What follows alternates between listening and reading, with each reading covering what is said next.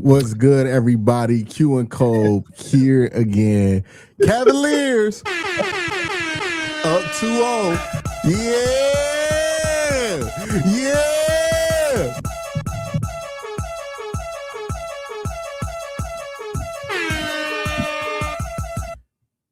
Scotty Barnes getting cooked. Well, really, Brandon Ingram getting cooked. This has been a bad series so far for Brandon Ingram.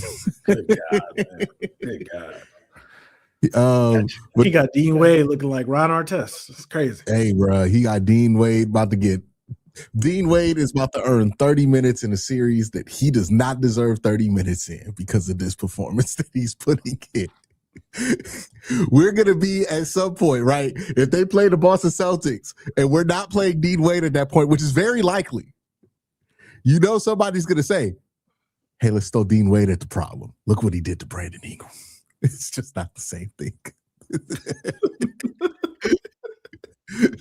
Somebody is going to believe that Dean Wade is the stopper of really, that's the only one that you could really think of that could pop up for the Cavs, right? Like maybe Cade, but it looked like Detroit's struggling.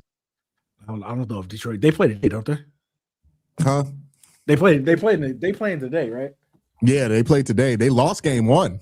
Yes. Oh yeah, we know. I know. that definitely know. So we're going to start with the NBA today. We're going to go through the playoffs here. Obviously, we'll get to the Cavaliers. Let's start in the West here, right? What's the 1-8 in the West? It's Oklahoma City versus, I don't even care to check, to be honest. We know how that's OKC versus the Phoenix Suns, and that series. That series is already over. Let's over. just be honest. Yeah, that series it's a wrap. All right. 2 seed is more interesting because it's a new team in the mix, the Spurs versus Portland. I don't think Portland really has a shot. I'm about to say this series is over too. Well, I think that like some series it matters with there's nothing left to learn about Oklahoma City, right? So it's not really interesting to watch them.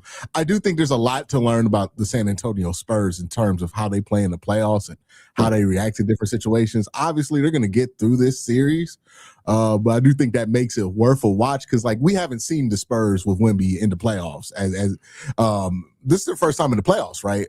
Let alone be like a top seed. Yeah. So there's still stuff to learn there, even though the outcome is a little bit obvious. With the 3-6 matchup, that's Denver and Minnesota. Who won last night? Because I did not stay up. Minnesota. So that series is split? Yeah, it's 1-1. It really should be 2-0 Minnesota then because they got a god-tier Rudy Gobert game in game 1. Rudy Gobert put Jokic in hell in paint, at least. I was watching, I was like, this is not the Rudy I know. He's played well 2 games in a row, to be completely honest. To be fair to Rudy, he's played really well the first 2 games. No, it's tough for Rudy because he's just the first guy. Minnesota always ends up with I don't know what the new term is for it, but when I was on the internet as a young person, it was a low Kyle. I'm sure they have updated the terminology. They always end up with somebody who's the butt of every joke. It's like Karl Anthony Towns when he was over there. It's the ass end of every joke. And now it's Rudy.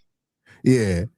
And they always get choked out by somebody too. It's crazy. But I don't know why that keeps happening to the Timberwolves specifically.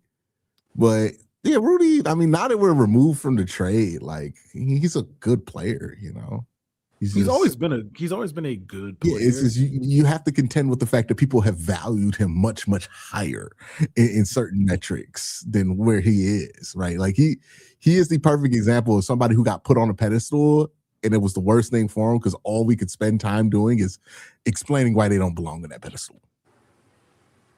Yeah, people were saying he's better than Dwight Howard. He's a better defensive player than Dwight Howard and Ben Wallace and all these guys. And I'm just no.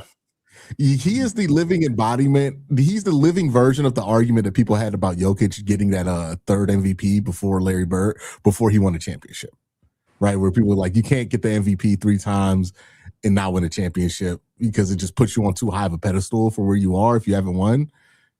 And it's like, yeah, he got those defensive player of the years, and people were like, well, he's technically won more than what? Tim Duncan? Draymond Green? And like now you got to argue whether he's a better defender than those two guys, and he's just not. And I think that's kind of the place people end up in with Rudy. That's a tough spot for him, but it is what it is. By the way, Draymond was playing excellent defense in at least the one play game I saw. I don't know what he did in that next one. I didn't watch it, but that first play game, he was pretty good. The Warriors in the lottery? Warriors in the lottery? Is that gotta be right? They didn't win. They didn't win that second game. They got out. Man, it's over. What a run it was. What a run it was. Yeah, they even had Steph back. You know, it felt like they was about to do the thing, right? Because Steph came back. Steph was making them threes in that playing game. You like, oh shit, it's the Warriors again. They about to be a hard. No, the Phoenix Suns just destroyed them. It's over, bro. It's over. You getting cooked by Jalen Green. It's done.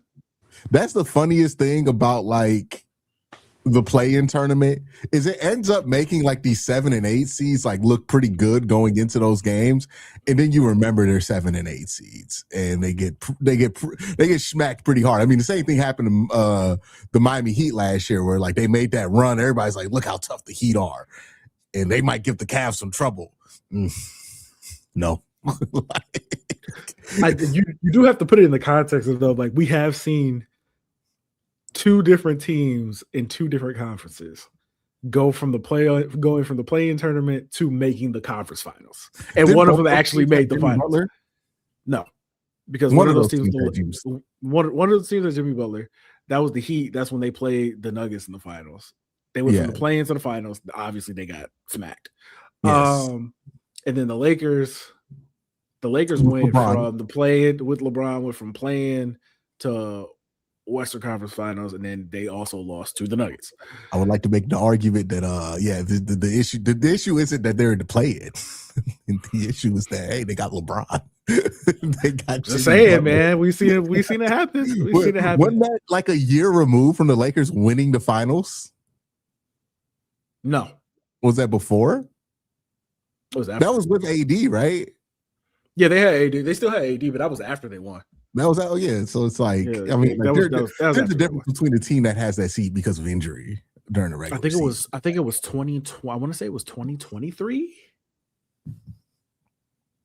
That's what I think. That's when it happened. Yeah.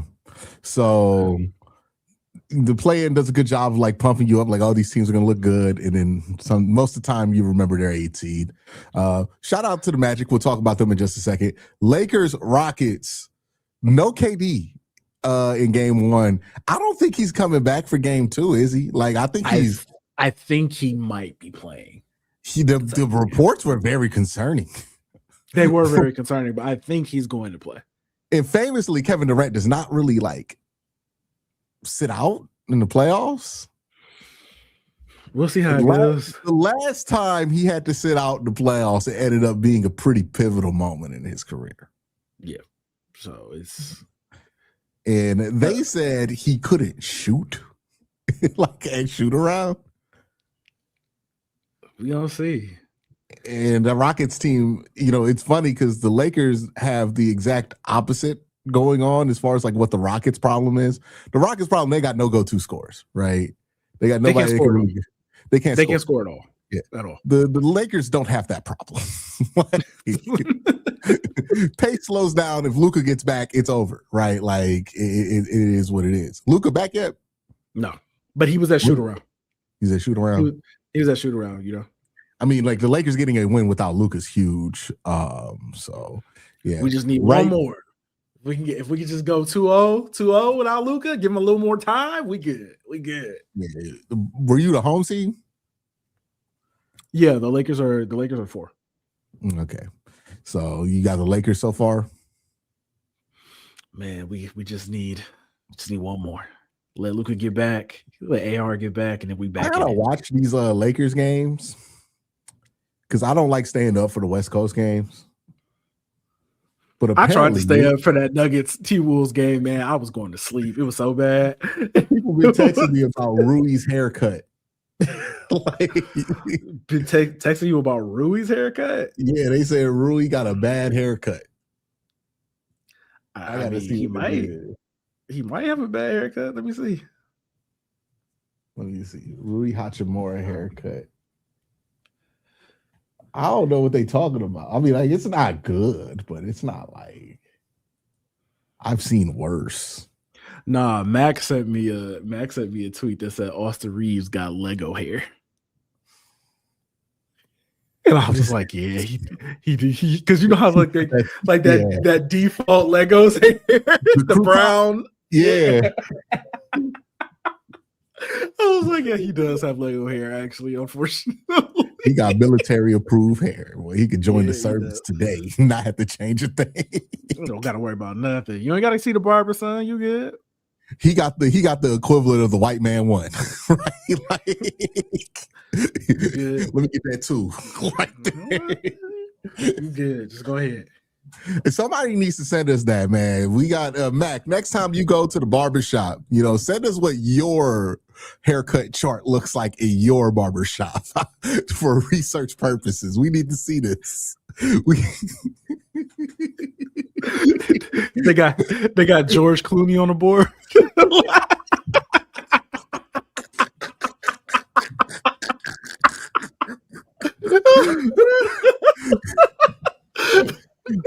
Now let me get to Tom Cruise.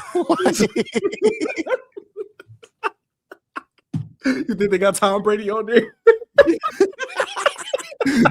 Oh, that's a number 3 right there. Oh, we get fancy, huh? That haircut board looked like the default options in a video game created character. Oh shit. Oh man. I couldn't imagine, bro. I went to the barbershop. He got scissors, like, all right, what we doing? Same thing as last time. You said like real scissors, scissors. No, it's gotta happen, right? Like they got this, like, they be chopping around the head. Oh shit. Mac, what number are you on the board? I think Mac get an 8. Do white dudes know what a clipper feels like? No, they gotta know, because you gotta get your beard. If you have a beard, you sure? They know what clippers feel like, Cole, because white people shave more often. But don't they shave with like a real razor though? Sometimes, but like sometimes they got like the little 3-blade thing with the circles. Oh, that's when they try to go bald and stuff. Like yeah, but then they trying to get the little aftershave and all that. They be doing mustaches. Like you got to know what a blade feel like if you do the mustache. You know what I mean? And there's some of those mullets be having like shape ups in the back. Real Ray Burst said, "Why don't you just ask us?" Do y'all know? We asking. What you mean? We said we about to ask Mac. Like, Mac is our go-to when we want to find out things about Caucasian people. You the only one in the group text, dog. We straight up just be like, Max, what does mean? They got nothing to do with him too. We be asking questions about Italians.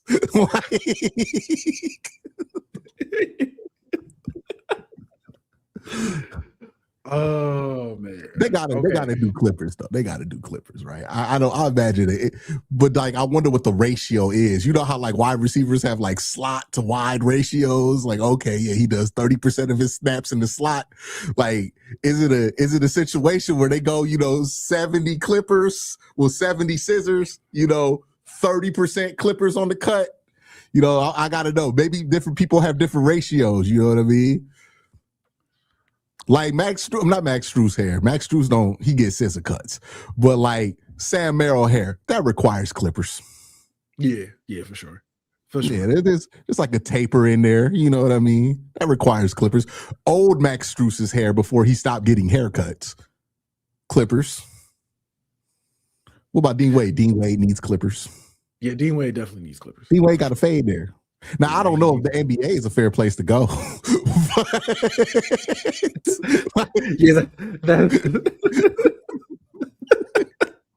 Mike said, Matt can't be your only source of information about white people. That's fair. That is very fair. You are not a monolith. You're not a monolith. That's fair. We're gonna have to get a white delegation going.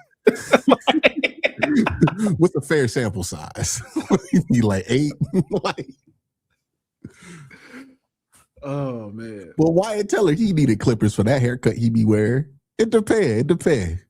He need the clippers. I do wonder though, like a slot wide receiver ratio. You know what I mean? It's like 36. I do wonder, like, how many of y'all actually go to black barbershops to get your hair cut? I don't know why we don't ask Curtis more questions about these things, because Curtis is our vice president. You my second vice president? What you talking about? our resident milkman. I'm not. Look, man, our resident milkman. Our VP of dairy. VP of dairy. Oh my God, y'all are wild. VP of dairy delivery, Curtis. Hey, Ray Rag said, "Do it like Family Feud. We asked 50 random white guys. Just go to the mall." My nearest mall is Lenox, dog. You know how long it's going to take me to find 50 white dudes? Got a super chat from Expensive Freedom. He says, white guy here using only clippers for 20 years. See, okay, there we go. Okay, there we go. Yeah, fair enough. Clipper gang. Is there like beef in the barbershop between clipper people and scissor people? Like, you know, those scissor people, they take too long. Somebody like, say, you know what I mean? Somebody say, y'all don't use scissors? Nah, I don't. Like, No. Nah.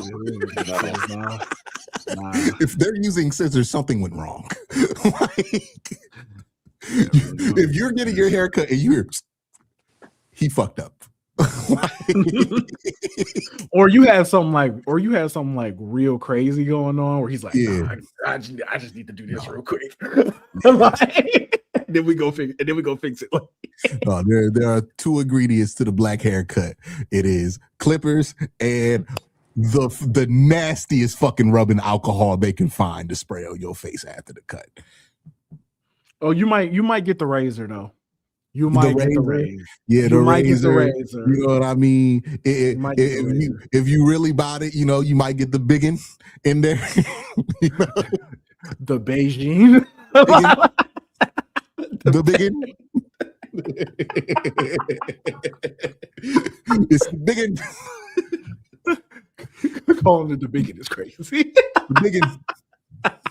You know what I mean? Get some biggin in there. It is pronounced Beijing, y'all. It is not pronounced Beijing. I know. But I got beef with people trying to blow up the spot for people who use Beijing. I'm like, hey, bro, why? Why are we blowing up the spot? This was a wonderful advancement in hair. And now there are people who overuse it. Like if your cut got gloss to it, just go bald. Right? Like if you get cut, your hairline look glossy. Mm-hmm. It look like a car on Midnight Club 3 for PlayStation 2. It's over. Like, wrap it up. That shit ain't gonna go no more. Right? Your hair do need texture in there. Like LeBron decided, you know what? He's giving it up. Right? LeBron's fought the good fight for a long time with that hair.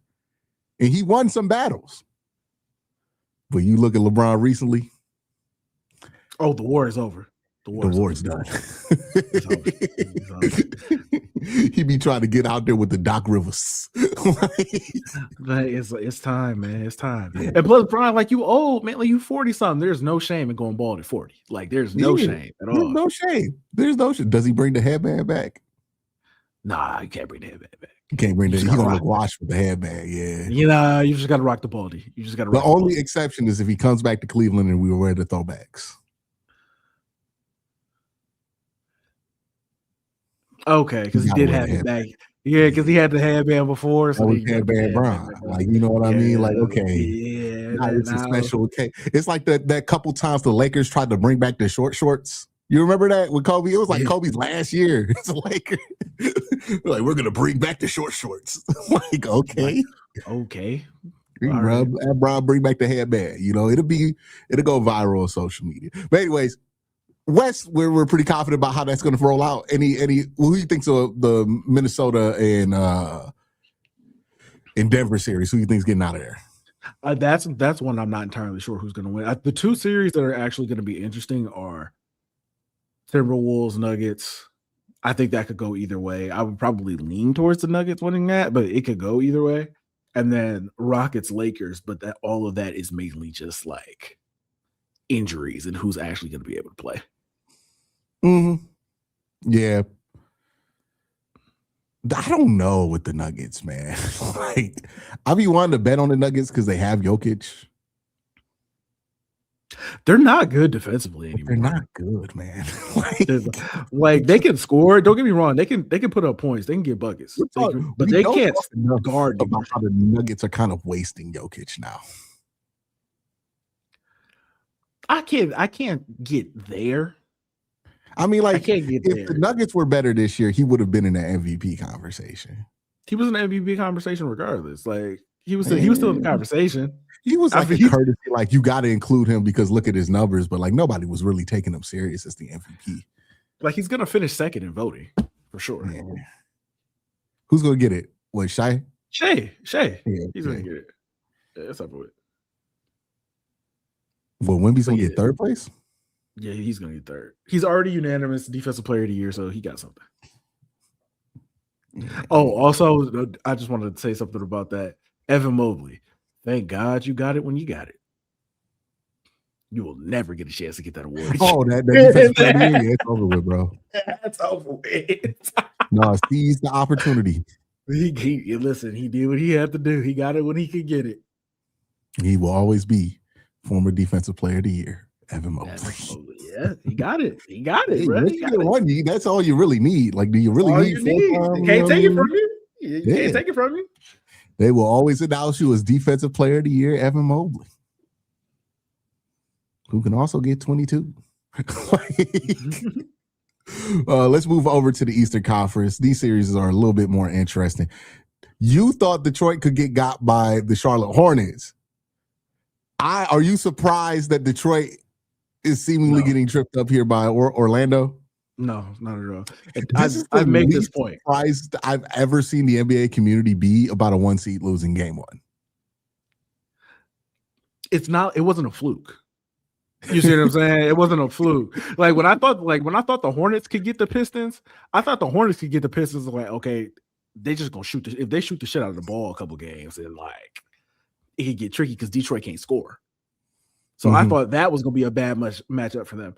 This is a worse matchup for them because these teams play the exact same way and the exact same brand of basketball, except the Orlando Magic have better players. That's and the thing with Detroit is like they've been. It's funny because I've been seeing Detroit people complain about them not being taken serious, but I'm like, hey guys, if the Cavs last year didn't get taken seriously. Oh, we definitely not taking y'all serious. Absolutely not. You guys are not better than the Cavs were last year, right? They aren't. Like, I just look at Detroit like, hey man, it's just Cade and who else when it comes to creating their own shot. Because I watched that. Nobody. Cade and Karis LeVert, dog. I'm sorry, you're not about to win that series. You're not. But they got Toby. Toby ain't creating no shots. And to be real with you, though, every bad side, every red flag that you could get in the series, you got for Detroit in that game 1 because they shot twice as many free throws as the Magic. Cade had 40, pretty much, and Desmond Bain shot like shit, and they still won. Yeah, well, that's the one shooter on the Orlando Magic is Desmond Bain, but the one shooter on the Pistons is Duncan Robinson. Yeah. It's what happens when K has a bad game. Look, I don't know who they would have been a good matchup for in the first round. Like, who would have been a more favorable matchup? Because they could have got Atlanta. That's who it looked like they were going to get for the longest. That's not what they wanted. What, maybe is Toronto? Like, who's the worst team in the playoffs right now?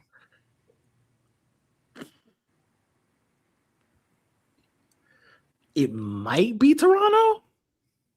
Well, I'm starting to think it might be Toronto. It might be Toronto. Yeah. If I'm being real, especially if Quickly not playing, then like, yeah, I think it might be. It's probably Toronto. Yeah, Quickly should be back for Game 3, right? If he's not, It's over. If he's not, it's over. If he's not, it's over. Like all before the series, Raptors fans were talking all that cash money shit. Oh, we about to go to work with y'all. I'm like, okay. I knew they were cooked when I watched like a TSN segment, the Canadian ESPN, about how they were talking about the Cavs. And I'm like, oh, they only listen to Kendrick Perkins talk about the Cavs. And that's their perception of the team, because it was like, well, you know, they got bad defenders. We could just attack Donovan Mitchell and James Harden and just make them run. And then we're going to just be tougher than them. I'm like, the Cavs' issue is not that they aren't willing to be quote unquote tough. It's that they're not big. If you have big people, you can fuck up the Cavs. If you got Jakob Poeltl, you're not doing nothing to no Jared Allen. Jared Allen is tougher than Jakob Poeltl. Okay, like Jakob Poeltl got 9 minutes. Yeah, you're not that kind of team that can take advantage. You're not the type of team that can bully. I'm be real with you, bro. God, even if you are a team that can bully us, if you can't shoot threes, it still might be a problem. I'm gonna be real with you, bro. Like, the Orlando Magic are an extremely physical, tough basketball team. The Cavs beat them in the series. Yeah. Arguably, it didn't even go on as long as it did in that year, and they're better than what they were 2 years ago. And Jared Allen didn't play in like the last 3 games of that series. So yeah. And JB Bickerstaff is not coaching on the sidelines. By the way, Detroit fans, y'all got to cut ties with JB. Don't, just saying. Oh, they gonna figure it. Oh, they about to figure it out the hard way. They about to figure it out the hard way. They keep saying, JB, how come he couldn't do this in Cleveland, but he doing it with us? I'm like, okay. Oh, no, wait. Adam makes a great point. Adam makes a great point, because I definitely forgot the 76ers were in the playoffs. They are the worst team. Yeah, we forgot, because that series is being buried even further than the Cavs series is. Yeah, without Embiid, they got nothing. It is interesting, because the NBA is telling you who they really think the top 2 seeds in the East are, which is Cleveland and Boston. Yeah. In the East, at least, right? They are not taking this Detroit thing seriously at all. And in New York, they're putting all them games on ABC. NBC. I can't believe they think that series gonna be close. That's the real 4 or 5 matchup. Is New York? Series that series feels more like the 4 or 5 than the Cavs series does right now. They gave the Cavs the 2B treatment. They gave us the NBA TV treatment. I can't believe it. Yeah, because when I saw the Cavs play against the Atlanta Hawks, I was like, oh, we're gonna be fine against the Raptors. Like, because the thing with the Hawks was like, when it came down to it, you know, playoffs about going bad for bad sometimes. And Cavs just got more bands. Big bank eat little bank. Like, it just is what it is. And with the Raptors out there, it's like, yeah, bro, like, okay, you giving me effort and all this, y'all getting hype on the side. Like, the Raptors really tried. They got all that effort in the fourth quarter. Scotty Barnes was out here pumping his fist. They brought the lead down to 6. And all the Cavs did was sub back in James Harden. It was over. Oh, y'all on the run? 3 Donovan Mitchell threes. Bam, bam, bam. What you got for that? Oh, Evan Mobley blocked down the stretch. Bam. Now we getting a white boy 3 from one of them. Bam. It's over. It was a Dean Wade corner 3. White boy 3 for one. Yeah, one of them. One of them got to make it. Dean Maxer or Sam. Jalen Tyson made a 3. I feel like if Dean Wade makes 2 threes, you got to call a timeout and just like throw your game plan out. Hey, wait till Dean get double digits in points. It's gonna be all. No, the Dean Wade got a dunk in game 1, and immediately that coach went timeout.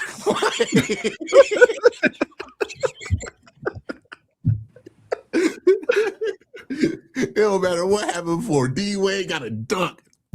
No, come to the bench. We need a Dean Wade poster on somebody that will send it into a frenzy. You got to dunk on somebody. You can't let it. No, if Bi get dunked on by Dean Wade, you might just have to retire, bro. Is Glorilla stay? No. Best listen. NBA Twitter is at its best when the playoffs start. There is nothing better than the jokes you get on NBA Twitter when the playoffs start. I seen somebody tweet Jalen Duren dunking on Wendell Carter. No. On Angel Reese's story. When Wendell Carter dunked on him, somebody tweeted him, was like, how much more are you gonna let Wendell take from you?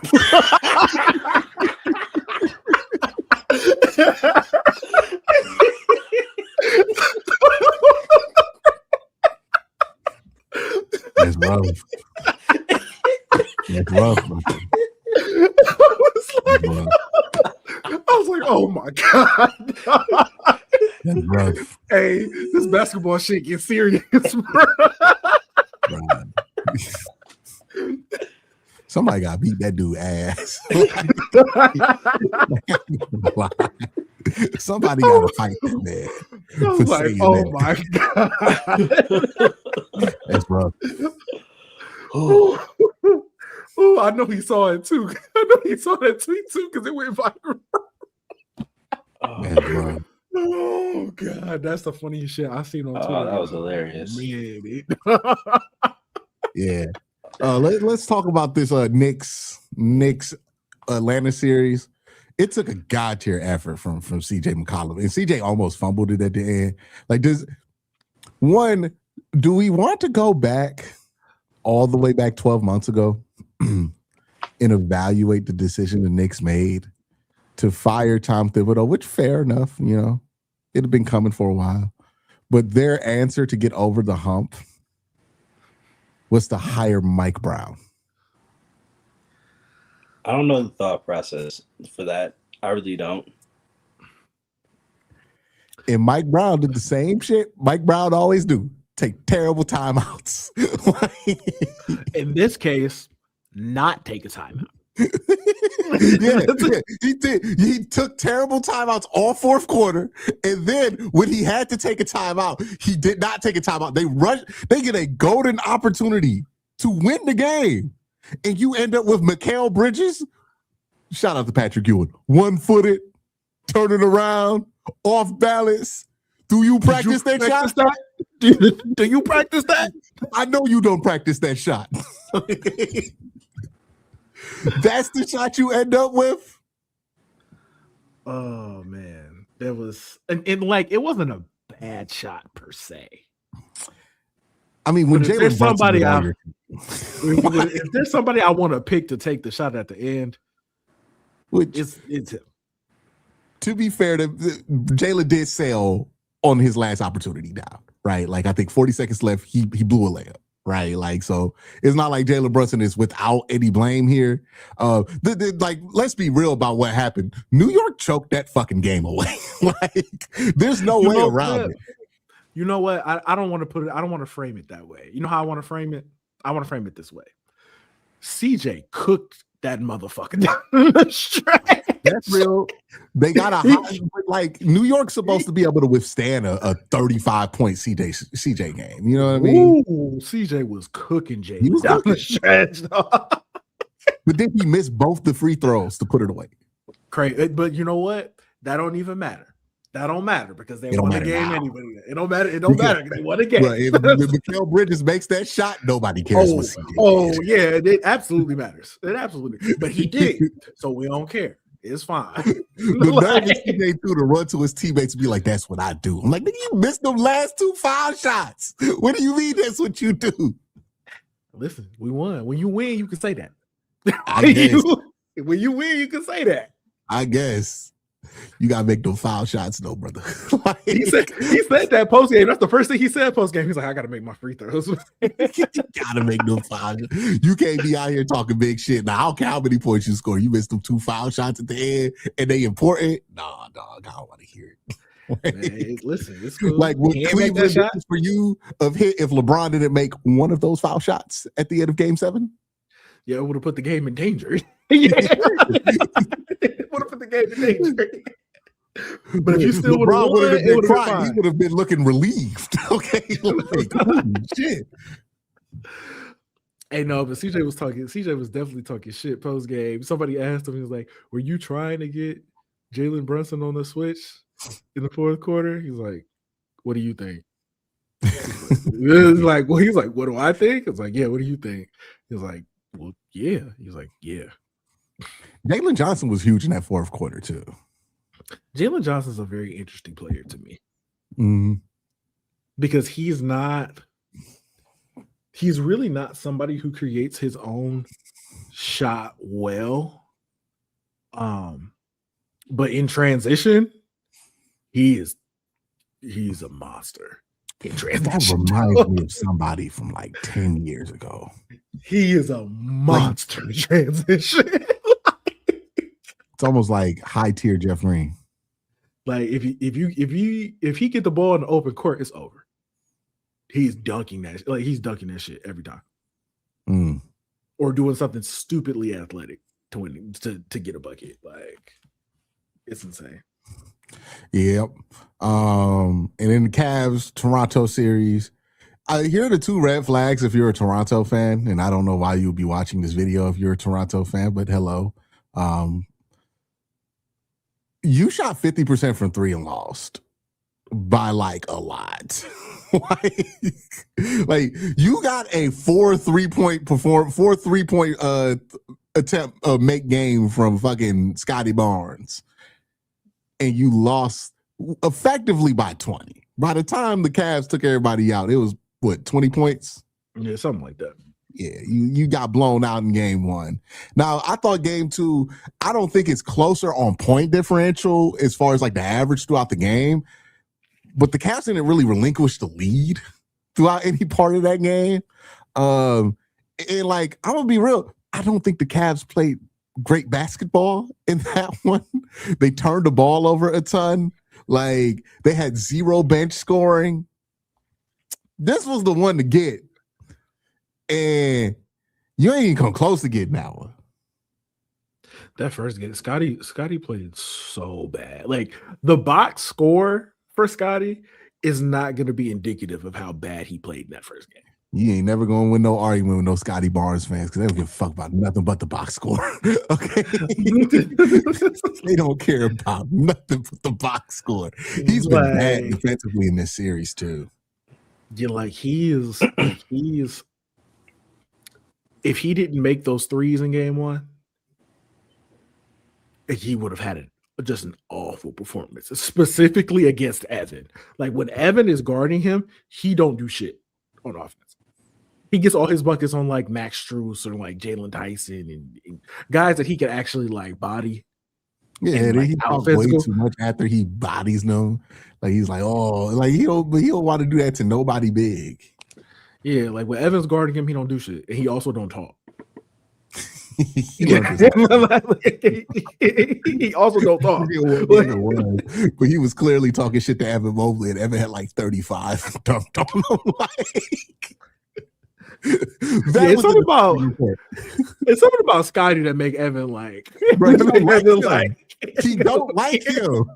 Like. They both don't like him. Dog, Jared Allen started this series off just like dunking. like we ain't never seen him. He was on like a minutes restriction last game, right? Mm-hmm. That's crazy. Yeah, bro. Like Evan is just. I can't believe how well he's. Well, I can't believe it. Like it's been nice to see how well he's been playing. Yeah, Evan's been what. Basically, the big 3 carried him, the Adidas 3, right? James Harden, Donovan Mitchell, who's so good in the playoffs that we don't really talk about it anymore. Really, like having his best start to the playoffs, I think, in quite some time. You know what I mean? Like he's shooting well from three. That was my big thing. Is like, hey, his 3-point shooting dips a little bit in the playoffs. Well, it's not been dipping so far. James Harden, that was we saw some vintage James. Let me tell you something. James, when he really ain't got to worry about the series. Ooh, he looking like a Hall of Famer. I'm telling you. Because like there are times where James, like when it starts, like a possession becomes the James Harden show because James Harden starts that low dribble. It is like, okay, well, James is either passing this one to the corner or he's about to dribble, drive, or step back, right? Like it's about to be the James Harden show.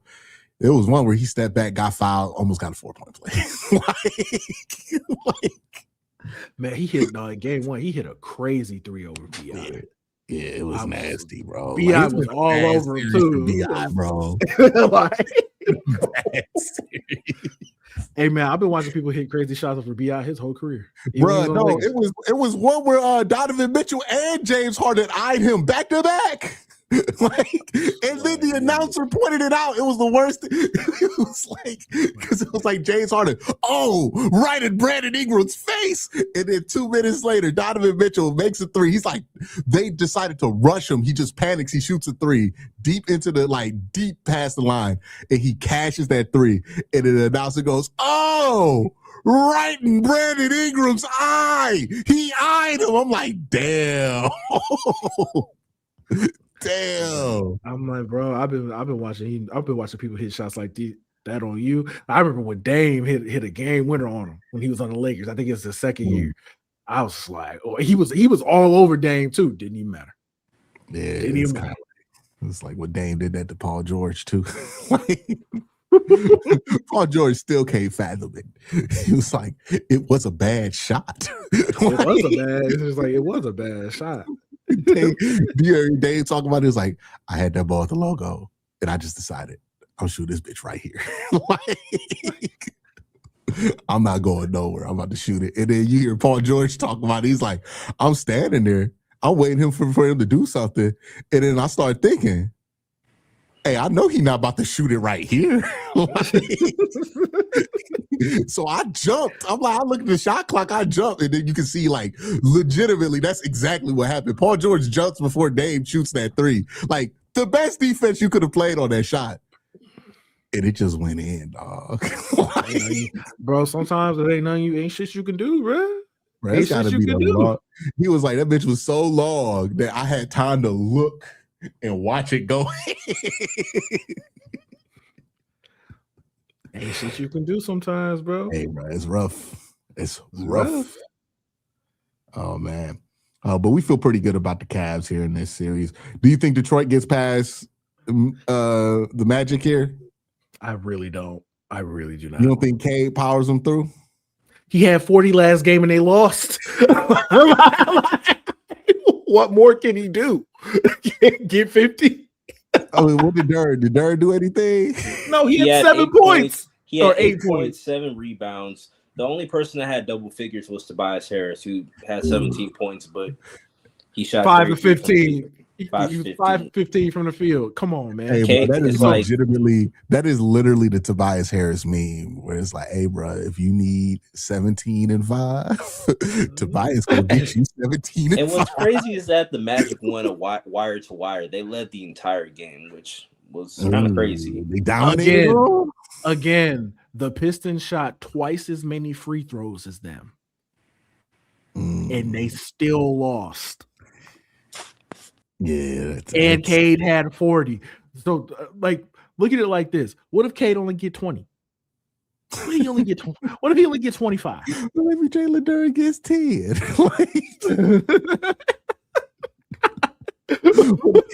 Karras picks up the load, bro. They gonna trade. You laughing because you know what it is. Absolutely about to trade for Darius Garland. Bro, there's not. I don't see, and this is what the Magic are going to do because the Magic can actually guard and they can guard well. So this is what the Magic are going to do. They're going to make Cade score every game. Go get 50. Go get 50. Y'all win. This We're not series gonna is let like these, whoever. we're not gonna let these other dudes do anything though. Do you think whoever wins this series is going to end up with Darius on their roster? No, Because like these are the two places I'm like, if somebody's going to trade for Darius. no, they can't. The Pistons can't Okay. trade for Darius. The Pistons can't do it, and the Magic they're in the luxury. Superman, whatever the fuck their salary cap is now. I don't even think they have assets anymore. They traded like 4 first-round picks to get Desmond Bain. Yeah, that's crazy. 4 firsts for Desmond Bain. And you don't want a roster that has Darius and Cade on it because Cade needs the ball in his hand. Cade not playing off the ball. Who they gonna trade for? They do need a secondary creator though, but I just don't know how that's gonna work. I mean, maybe you could like stagger the minutes, kind of like how Cleveland did, so that Darius is out there with his own unit. I hear what you're saying, but you need somebody. It can't just be like, hey, bro, if K don't get 50, it's over.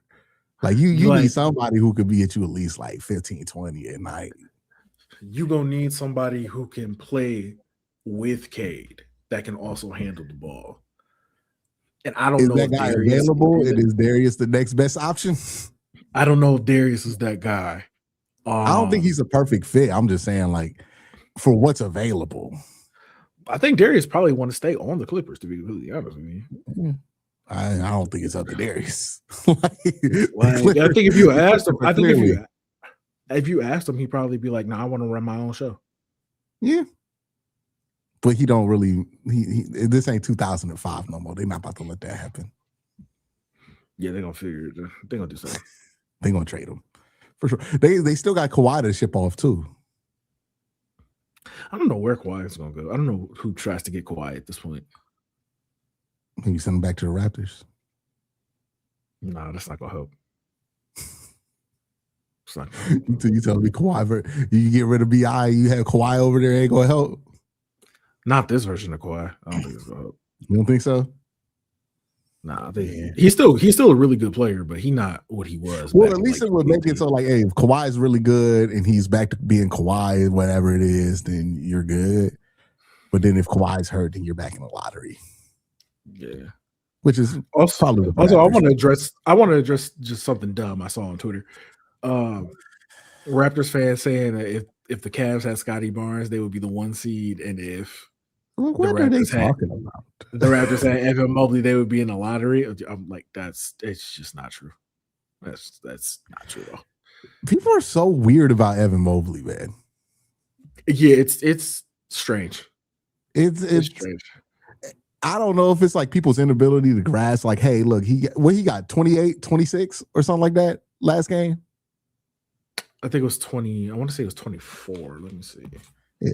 He got 24, and he's the best defensive player on the floor. You know what I think it is? You know what I think it is? Why people are so down on Evan?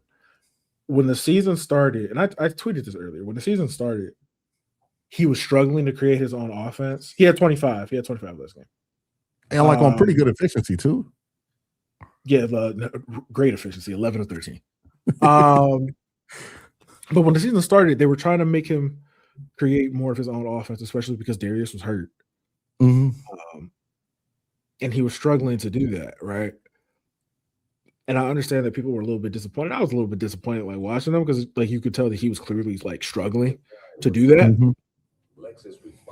But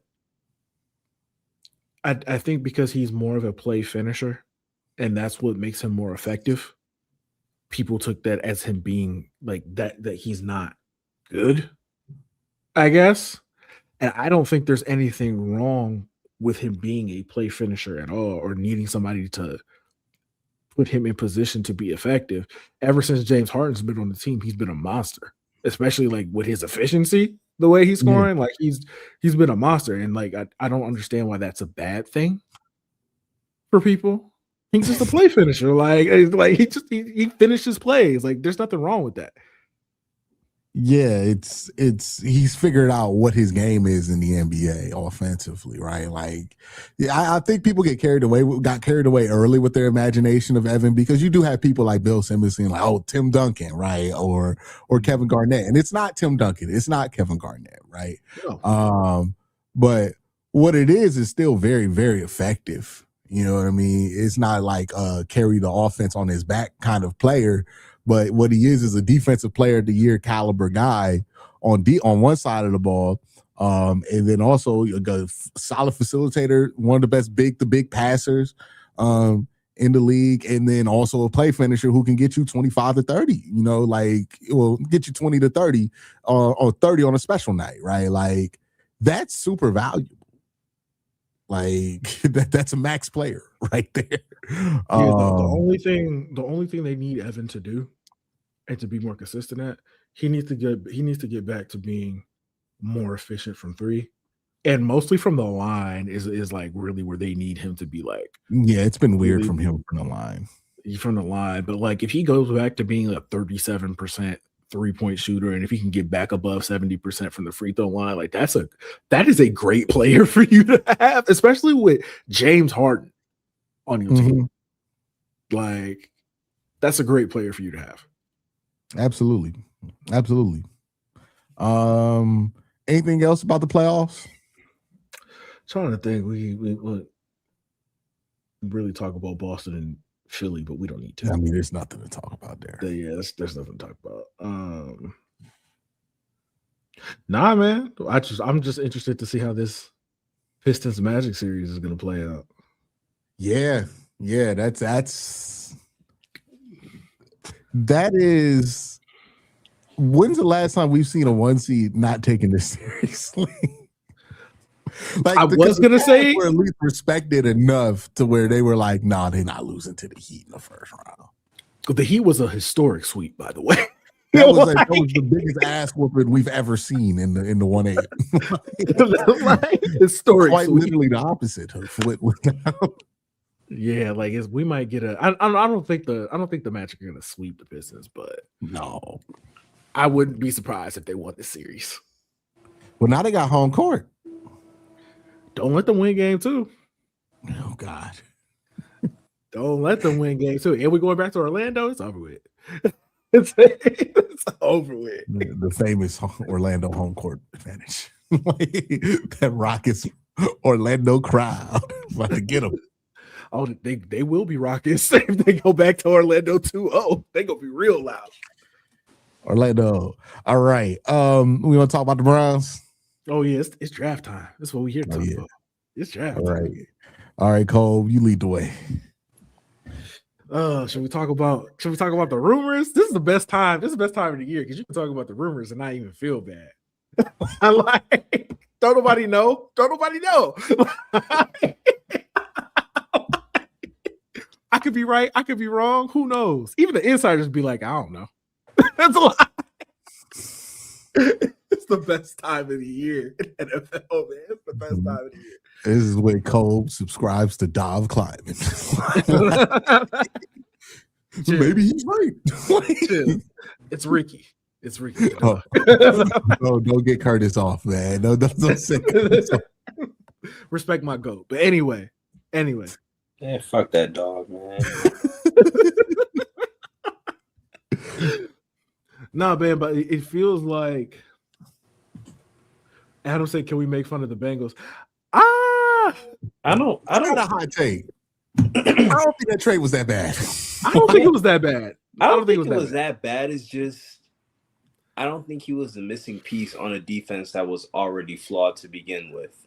Here's my thing about the Bengals. Yeah, my bad. Go ahead. It's just I don't know. It's like I look at their defense now and I'm like, the signings they made, the Brian Cook one was okay. Boye Mafe, Seahawks fan, slight overpay. I don't think to expect him that much. But the Jonathan Allen, they were hyping that up. I'm like, he's not an every down player. He's like a 3-down player. But I still look at their defense. I'm like, man, their linebackers still suck.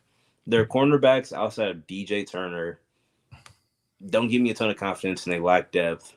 And their safety room is Brian Cook and Jordan Battle. So it's not shitty, but it's decent.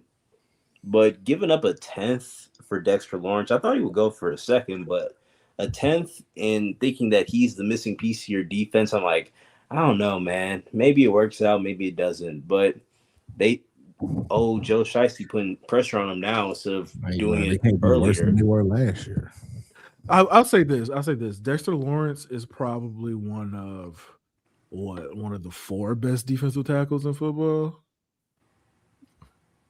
4 or 5, something like that. In the top 8. And he has an influential dance. The His sexy what? dance. He has an influential dance. I wasn't thinking about that. But yeah, what he is like he's one of the very few defensive tackles that are 3 down, right? Like get you 700, 800 snaps a season. Yeah, and he's if we're talking about just like pure nose tackles, he probably the best one. To be honest with you, like he is a legit. You have to have 2 people block him every snap, or he is going to fuck this whole thing up by himself.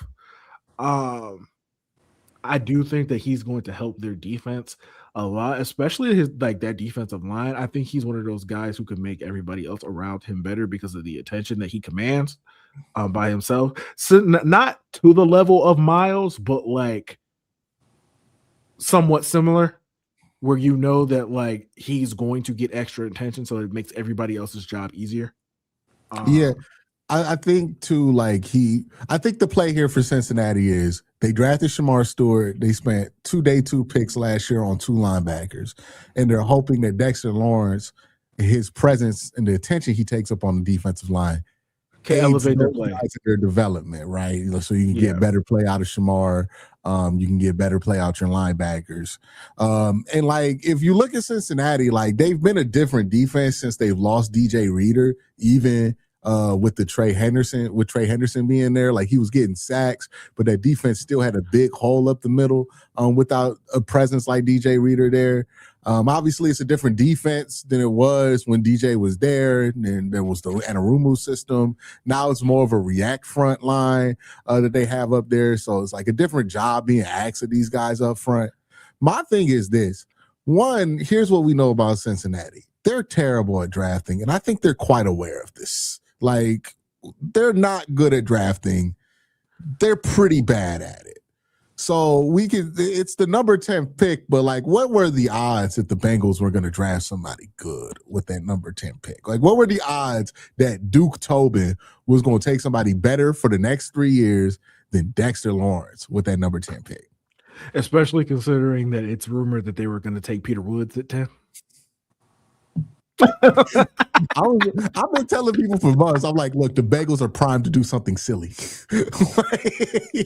God, I wish they would have done that. This was one of the least silly things they could. I thought they were going to take Dylan Thiemann over like Caleb Downs or some shit like that.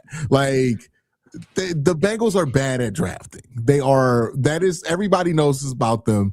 Even the Bengals, to an extent, they know this about them because they haggled their fucking first round pick last year over money. So I can understand the thinking of like, hey, we have not proven to be good at this. This draft is not really a draft where that top 10 pick is the same. Like, do we really bat an eye as much if they trade pick 20 versus pick 10? No. You know, it would still be a little bit much for Dexter Lawrence. Like if Dexter was 25, I would get it, but he's 28. But Cincinnati's in a win now window. They need to make the most out of what's left of Joe Burrow's contract because it's not guaranteed he's going to be there after that contract, whether he retires or whether he's just not healthy anymore. And the Bengals reached their most success when they had a respectable defense. And that's the part everybody forgets about the Bengals. You know, everybody falls in love with the flashy toys that the Bengals have. Oh, these wide receivers, they got 3 of them. They're really good. But when it's just those guys leading the show, they don't do shit. They don't make the playoffs. They don't make any noise because they have no defensive threat. What really drove Cincinnati through those playoff runs, especially the one where they went to the Super Bowl, was defense. People forget this. It was a defensive-led run. The offense was actually fairly inconsistent in that run. They made drives when they needed to because they got Joe Burrow and Jamar Chase, and that's what the Bengals should bank on. They should be a good defensive team, and they should know, hey, when we need one on offense, we got Joe Burrow, we got Jamar Chase, we can get it. They've went all in on offense recently, and it hasn't been fruitful for them, which is a conversation that we could trickle down to the Browns because everybody – just fall in love with they think wide receivers are going to solve everything with the Cleveland Browns when they got other problems they need to handle. But yeah, That's my read on the trade. It's like, yeah, the Bengals could have used that number 10 pick way worse than getting Dexter Lawrence with it. There were much more horrific uses of that number 10 pick that they could and were capable of using. So if I were a Bengal fan, I'd be like, I don't know if you're like doing backflips over this, but you're like, you know what? We're not going to embarrass ourselves with this pick anymore. Like Dexter Lawrence is not going to be an embarrassment. You know, he's going to be a really good player. Welcome Bengal fans to having to argue with people who don't understand how defensive tackles are premium positions anymore. But you know, now you get to join those arguments with us because we've been making that argument for a very long time. But yeah, it's just. They needed that position filled. It's been the biggest hole in that Bengals defense for a very long time. And like Curtis said, I don't know if it's the missing piece, but like, what's the missing piece to the puzzle? Like, what's the puzzle that they're trying to get to if we're referring to a missing piece? Is he the missing piece to an elite defense? No. Is he the missing piece to a respectable defense? Absolutely. Maybe. Like, yeah, like that could most certainly be the case there. And if they get a respectable defense with Joe Burrow in that offense, and to give Zach Taylor credit, he's been able to put out incredible offensive outputs over the last couple of years without Joe Burrow. You know, Jake Browning and Joe Flacco, right? Flacco. Yeah, so like, you know, they seem to have figured out what his talents are on that side of the ball with Dan Pitcher, who I think is super underrated, by the way. Dan Pitcher. The offensive picture for the Bengals starts changing once he shows up down there in Cincinnati and takes control over the offense. But yeah, Dan Pitcher, who might be in line for the Browns job next year. Let's not do that. Let's not do that. I'm still trying to get followed by Coach on Twitter. Let's not do that. I'm definitely not trying to get followed by Coach Sean Rocket. Then please do not do that to me. I'm trying to get followed. I'm trying to get coaching in space, man. I'm trying to get coaching in space. That's all. I might have to say some things during the season. You know what I mean? And I don't think I want you to hear them things that I might have to say. like, I tell this all the time. We're like, oh yeah, my nephew. You want me to get him to? No, I don't want you to get your nephew to follow me who's on the Browns. Please don't do this. I might have to talk bad about him, but oh, yeah. God. Do not want to talk about to follow. But let's get back to the Browns because we ain't trying to talk. This is not a Bengals pod. Yeah, man, it's looking like I saw your tweet when you said like you felt like they're not going to be able to trade down. Who, the Browns? Yeah, like it's not going to materialize the way people think. Let me be clear: they could trade down if they want to. I don't think they're getting the kind of trade down package that like we envisioned 3 months ago. I think the reality on that is changing. I agree with you. And I didn't agree with you. I didn't agree with you at first. But after recent developments, I agree with you. Because it sounds like you notice how like all the insiders put like a hypothetical trade with the Dallas Cowboys for the Browns. Yeah. In the draft and everything like that. So apparently the Browns and the Cowboys have definitely talked and explored it, but apparently the Cowboys didn't even offer the 20th pick in any of these scenarios. It's not going to happen. So I'm not feeling very confident that a trade back is going to happen, at least not with Dallas. Yeah. The issue with the Browns is like how many other teams are also trying to trade back right now. Like the market might be flooded with offers, and Andrew's not the type to just sell to sell. So if he's in a situation where he's not getting positive value back, he's probably just going to sit there and take a pick and take a player there. Or like maybe they are much lower on the top of this draft than we imagine, and they get all the way. Like they do something a bit more drastic, right? Like maybe trade out the first with that pick entirely and only pick at 24, or and try to turn it into something in the next year, or going way back in the first, which I do think it's a possibility when you look at the players that they've had visit. all the noise about Caden Proctor makes no sense at 6. But if they're okay with moving back into the teens, the late teens, then all of a sudden Caden Proctor makes a lot more sense. Some of the names that they've been interviewing make a lot more sense. So we'll see what they do here. I think that they're probably going to end up in a situation where it's like, I don't think it's going to materialize for them, right? I think either you're going to have to take a discount, which Andrew does not do. No, he does. He does not do that. No, he does not do that. He is not a discount taker. He is very firm on where he stands, and that's part of what gets him some of these offers sometimes. So outside of that, he's probably going to have to sit there and make a decision at 6.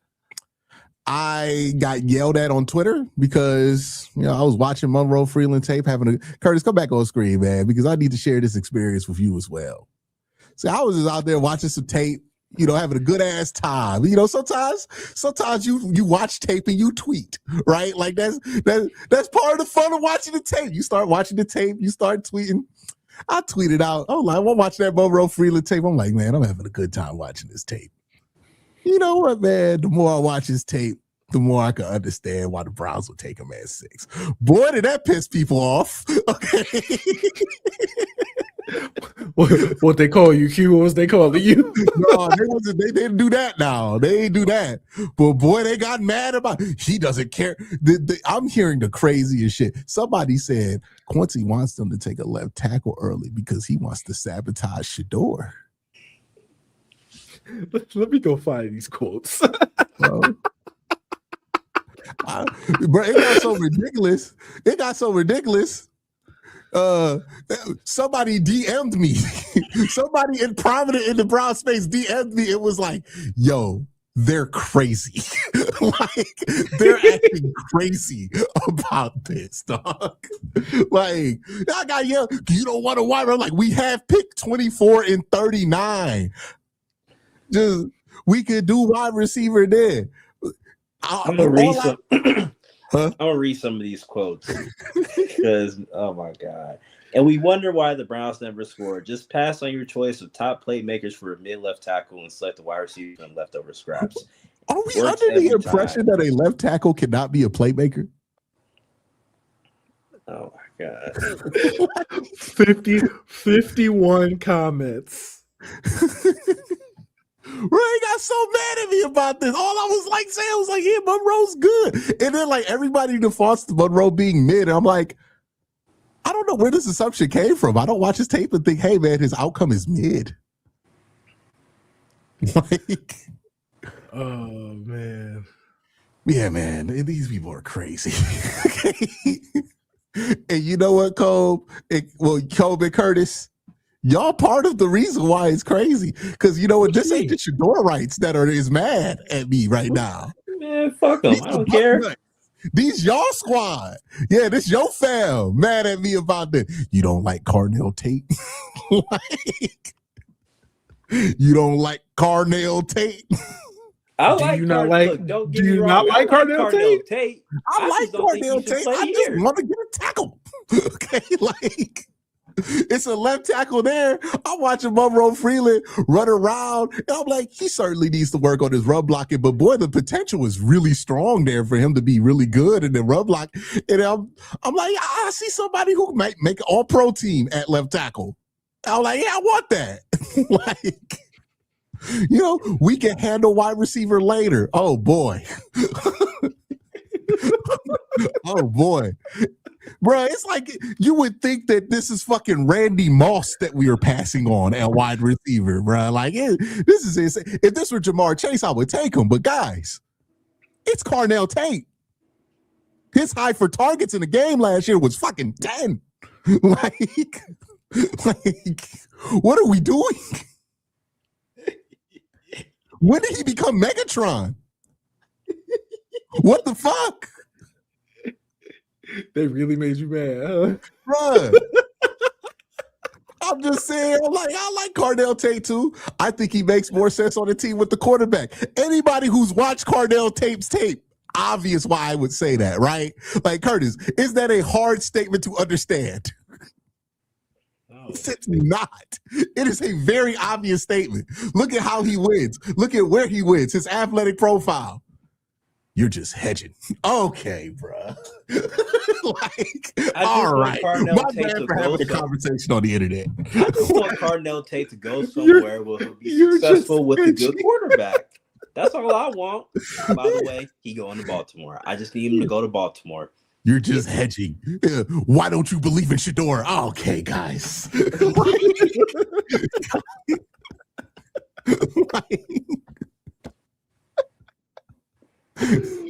I just why don't you believe in Shador? Okay. All right, man.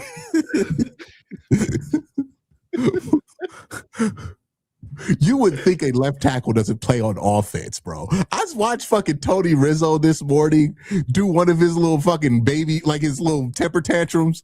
Yeah, I want a playmaker. I'm like, guys, a left tackle helps you make plays. He's not just sitting there doing fucking nothing. He is helpful. You know when you're gonna love a left tackle when you run a screen to Quinshawn. Like, oh shit, Monroe Freeling got out there and hit the safety. Sprung a 40-yard touchdown. Ain't that fucking great? Like, the fact that like a left tackle is being deemed as an anti-quarterback pick, by the way, I don't know how to deal with that logic. I'm like, I don't know who you people are that I'm arguing with, but I cannot continue on. Like, there's a base level of information that we must have in order for me to have an argument, because I'm only going to come off as condescending at that point. Like, if you can't understand why a blindside protector would benefit a quarterback, no disrespect, bro, but you're too stupid for me to be talking to. Like, I can't do this.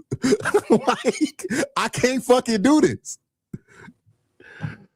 You need a tutor, not an argument on Twitter. Oh, man.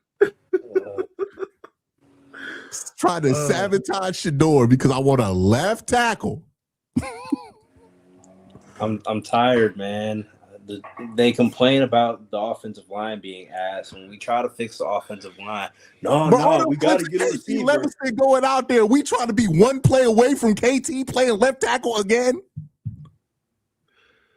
Oh man,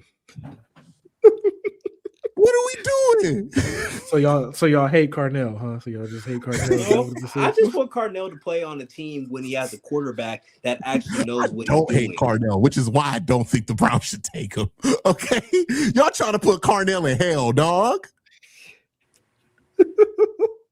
You know what's going to happen to Cardell Tate? He come to Cleveland. We gonna be screenshotting. Hey, he's open. And then we gonna be arguing with y'all on the internet about how it is that he needs to anticipate throws and throw through contact and shit, like all this shit we did with Baker Mayfield, dog. Why are we wanting to do this again? And he didn't even Baker. If Tate went to YSUQ would not be saying that. Call him out. Call him out. Expose this fraud. Brother, if Tate went to YSU, we would be talking about him in the second round. Like, a huge part of why Tate's in this conversation is he went to Ohio State. I mean, it's like, if he went to Oregon, I don't think people would be riding for him this hard. Yeah, if we went to Alabama, we wouldn't be talking about it. Bro, I wonder how much the opinions would flip if he was coming out of Alabama. like if he was coming out of Michigan, we would not be talking about this. I mean, yeah, he would have like 12 receptions. Not because he's not good, but because the Michigan offense is butt cheeks. Like, say what you trying to say, Q? What you trying to say? Who's the leading receiver at Michigan last year? You know I don't know.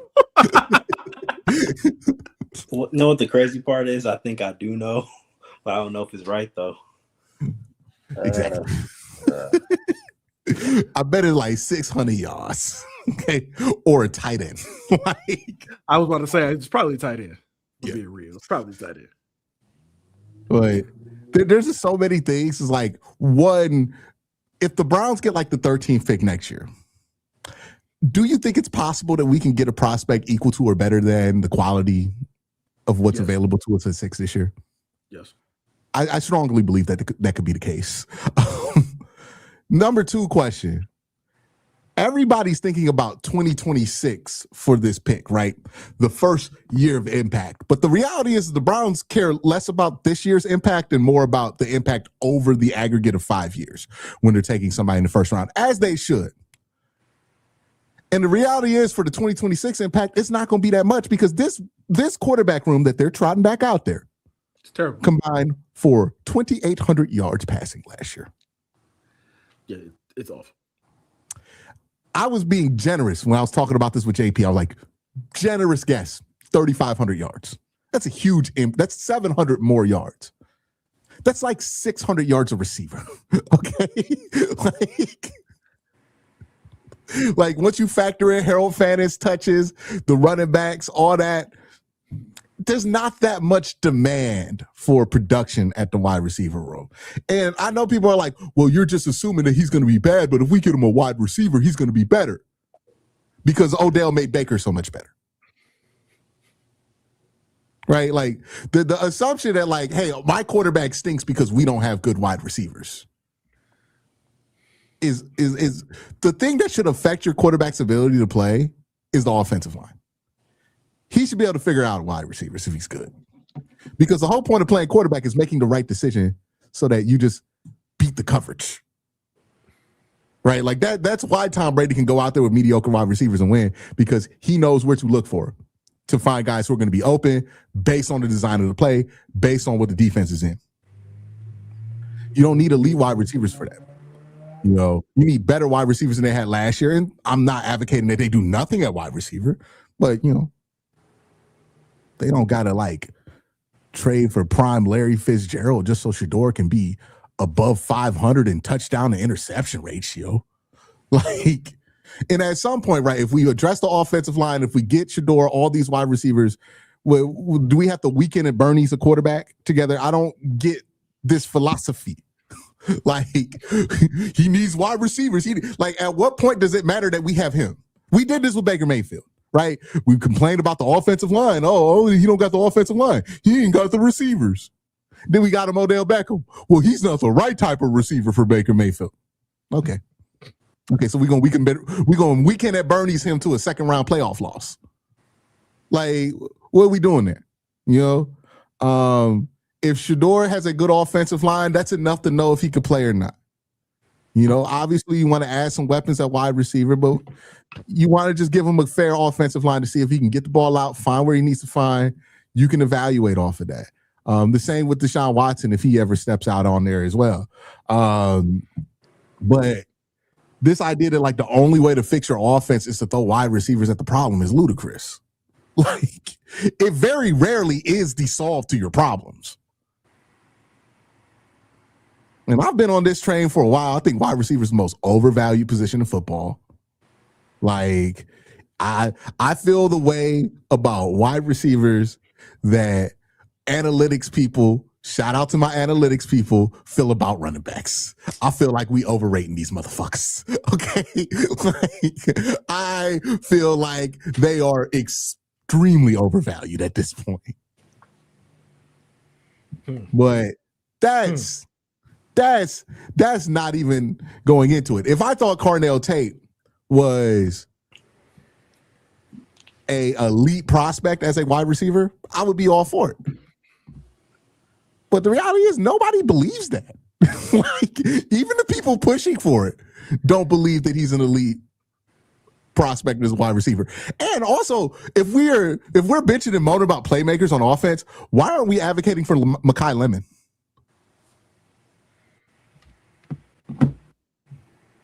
Because he's the biggest playmaker at wide receiver.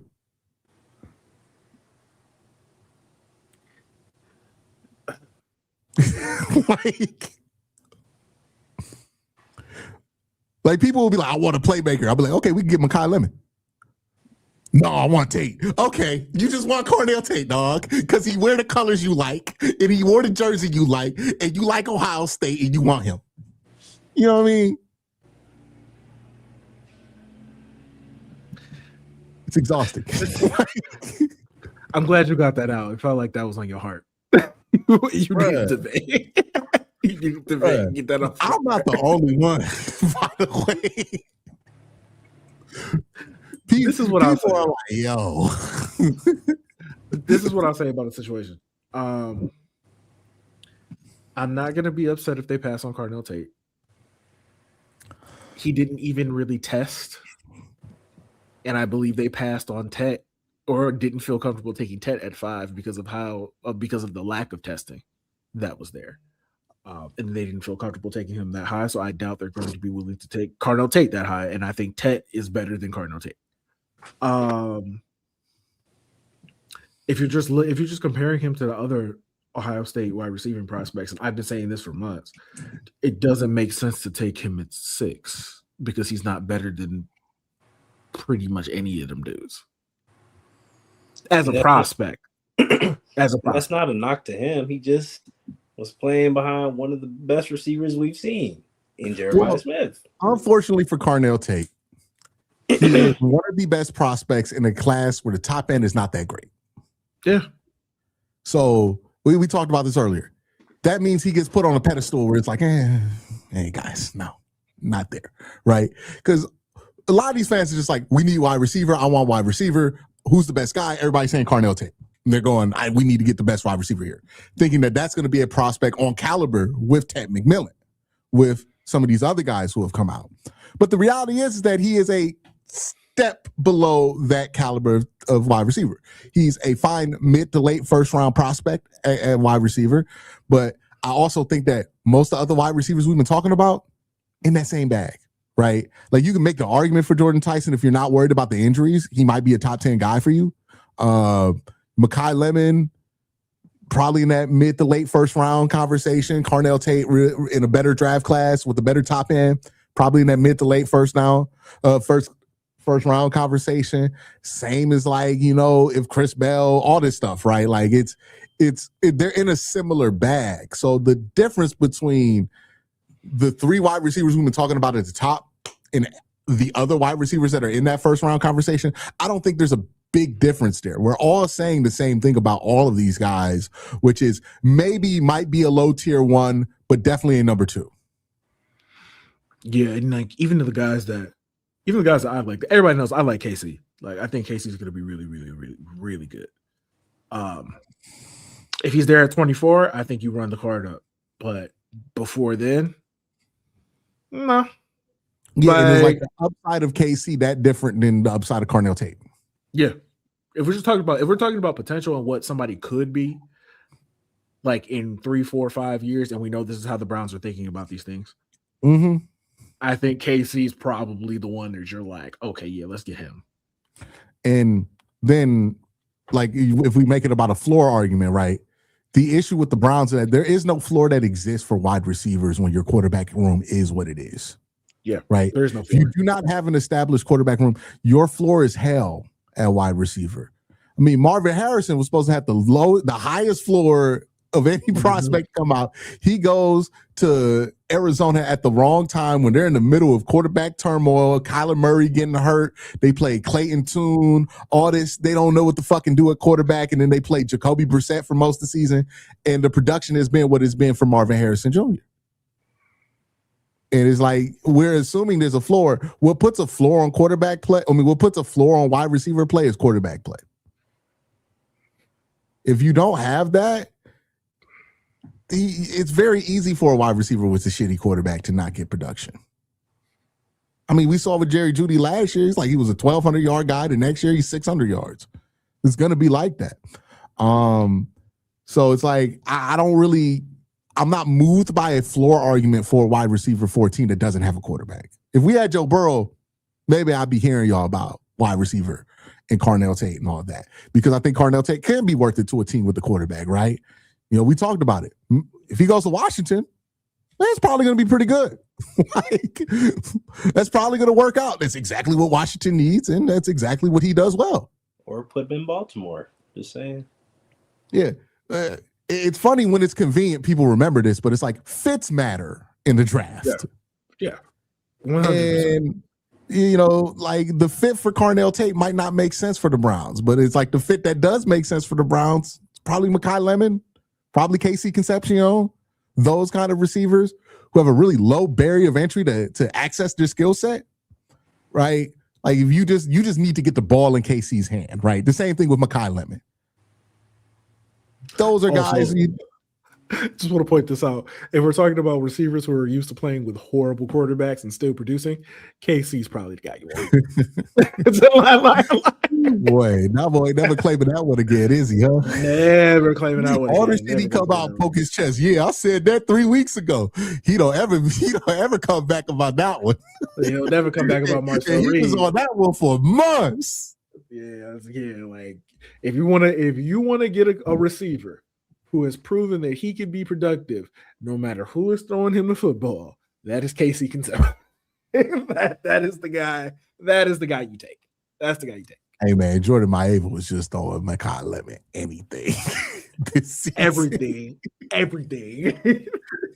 Mekhi open somewhere. Well, it's third down. Let's see if Mekhi can get this. Came down with it. Cool. Yeah, it makes me feel a little nervous about what happens in the league. I don't think Mekhi getting that kind of treatment.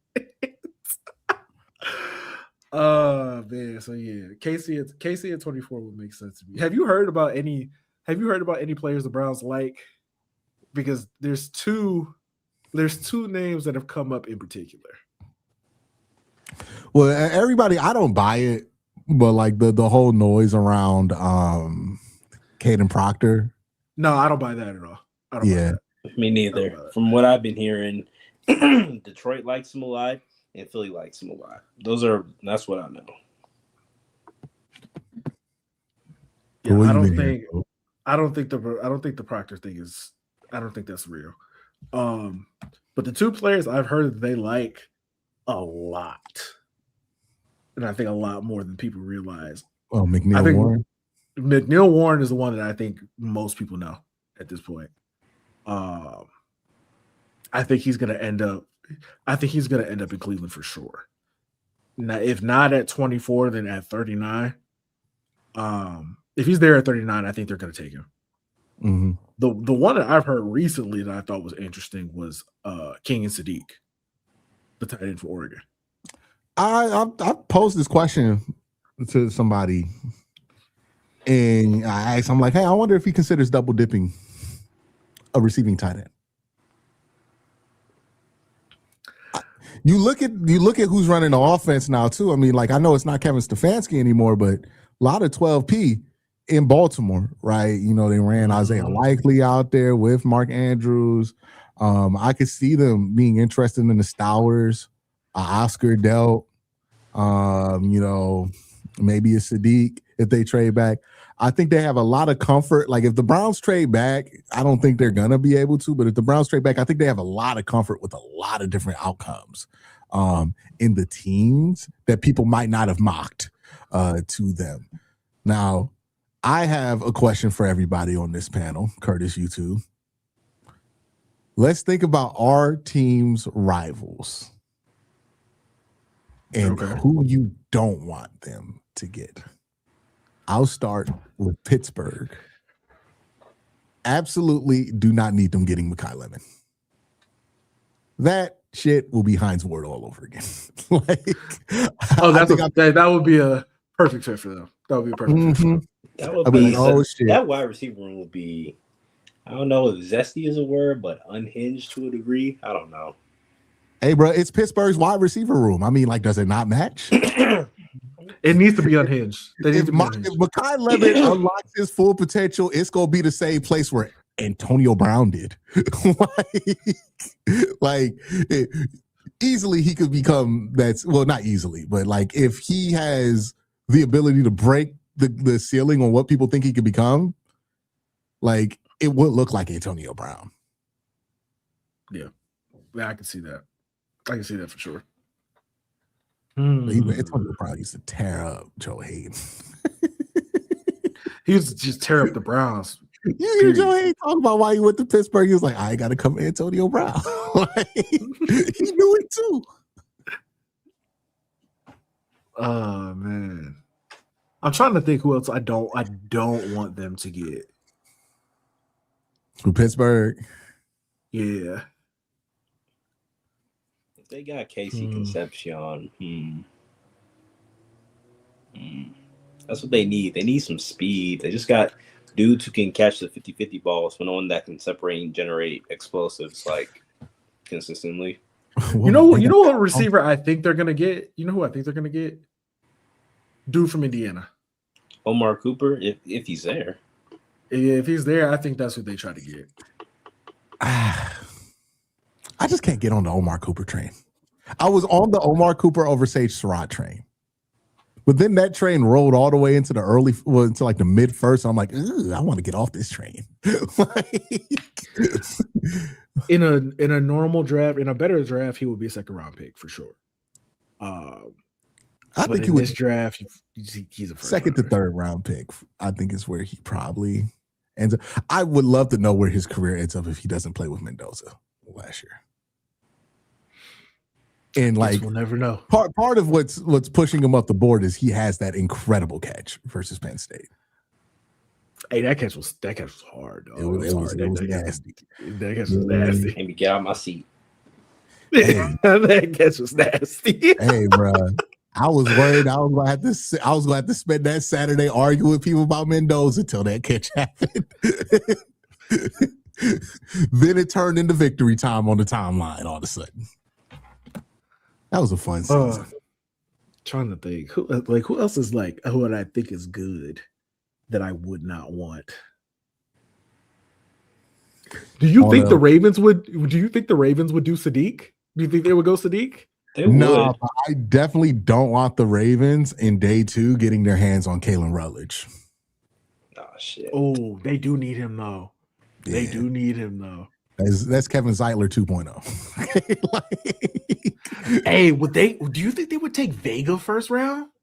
Because they need guards. They need guards bad. I feel like Pittsburgh and Baltimore both kind of want to do it. If he falls that far.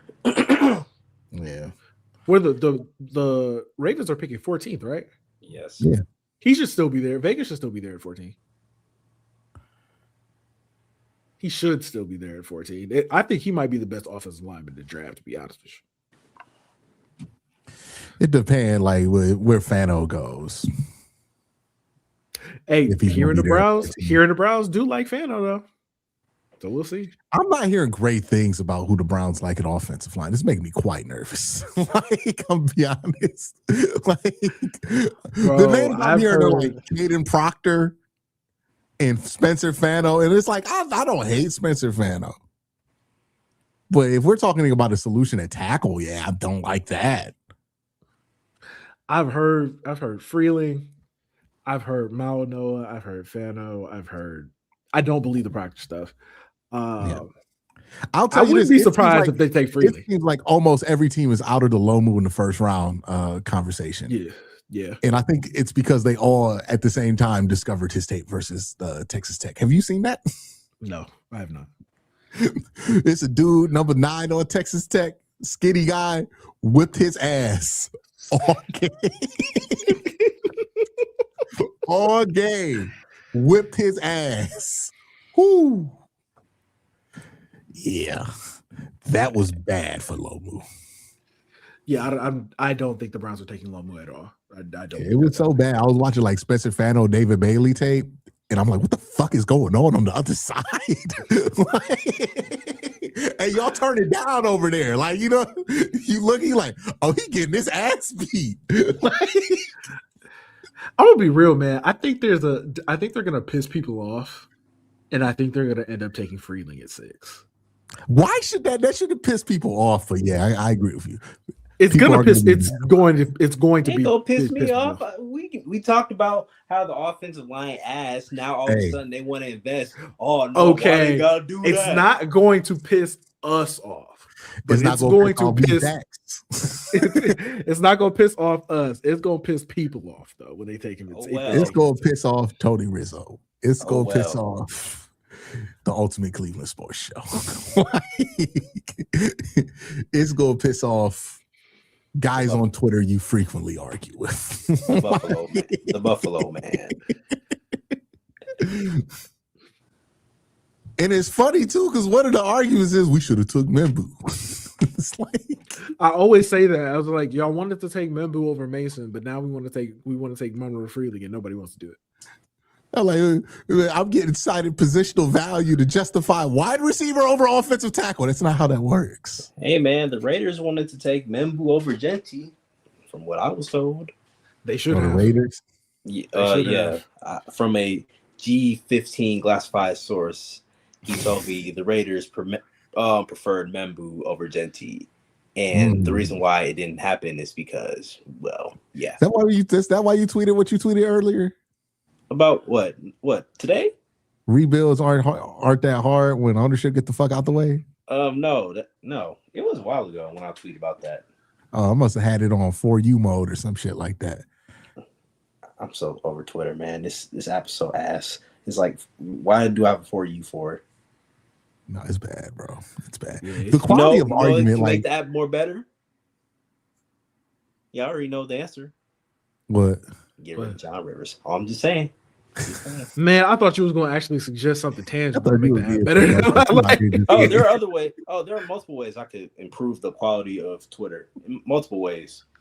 I get rid of X Premium that I get spammed every other month. Get rid of that. Hey, bro, I'm just gonna make this out. If Curtis ever gets actual power, we gotta hide John Rivers from him. Yeah, man, because you gonna try to hurt my guy, bro. Yeah, we gotta try to do that. If Curtis ever get actual power, bro, we gonna have to sneak John Rivers out the country, dog. I'm not gonna do that. I will not do that. Come on, what do you think I am? Okay. I don't have it in me. No, I see how you tweet about him, dog. You tweet about him like how we see politicians tweet about what they think are the sources of all the problems out there, dog. You be like, hey, are you unhappy with where the Browns are? All we got to do is deport John Rivers. So somebody say Curtis got a true social account.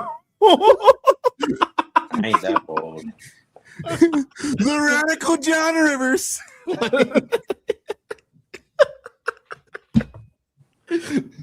Johnny did nothing to nobody, man. All he want to do is tweet about Diana Rossini. Trying to eliminate due process just to get John Rivers the fuck out of here. It's crazy. You mentioned him tweeting about Diana Rossini. Oh yeah, when I heard about that, I wanted to throw something on the grill, but I couldn't because I was sick that week. Throw something on the grill just because John was upset. I was sick that day. I was sick. I was getting over my cold. He wanted to eat steak with sinus infection. You know how nasty that shit is?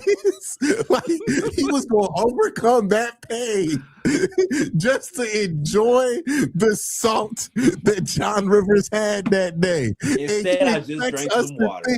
If he ever gets political power, he's not going to try to persecute that man. Like, you blame this man for everything that's going wrong. I will. Yep, sure am. And it will continue until we get an apology. Apology for what? What do we apologize for? What? Come on, man. Come on now. Well, apologize for what did he do? Now, like, what do you mean? We don't know what he did to you. What did he do? He cut him in the line at the grocery store. Like, what did he do to you, bro? What did he do to you, bro? We gonna find out something petty. Like, he took too long at self checkout. Oh man. Okay. Any other players that if your rival team gets a hold of them, you're kind of pissed off about? Anybody from the Rams for you, Curtis? I mean, if they give him Kyle Lemon, I'll be mad, but it is what it is. If the 49ers get Kenyon Sadiq, I'd be a little bit worried. The Cardinals, I really don't give a fuck who they get. Yeah, it don't matter. Yeah, it don't matter. They still ask. But I would say the one I don't think it's going to happen. I thought it would happen, but not anymore. If the Rams got Caleb Downs, Mine's for Cincinnati was Caleb Downs going to Cincinnati. I'm like, I thought that was going to happen until the trade. Obviously, I thought that was going to happen. yeah. See, Baltimore. What does Baltimore need? They need offensive linemen. Bad. Yeah. if they give Vega Ion, I wouldn't be like sad. I'm like, they just need someone interior wise. Yeah, they need Vega. They need Vega bad. Well, they fuck around getting Malinoa to fall to him. Like, I'd be so pissed, dog. I'd be so mad. like, yeah, it's the Ravens. That's usually what happens for them. You know, I mean, you put another Polynesian dude on the Ravens O line, it's over.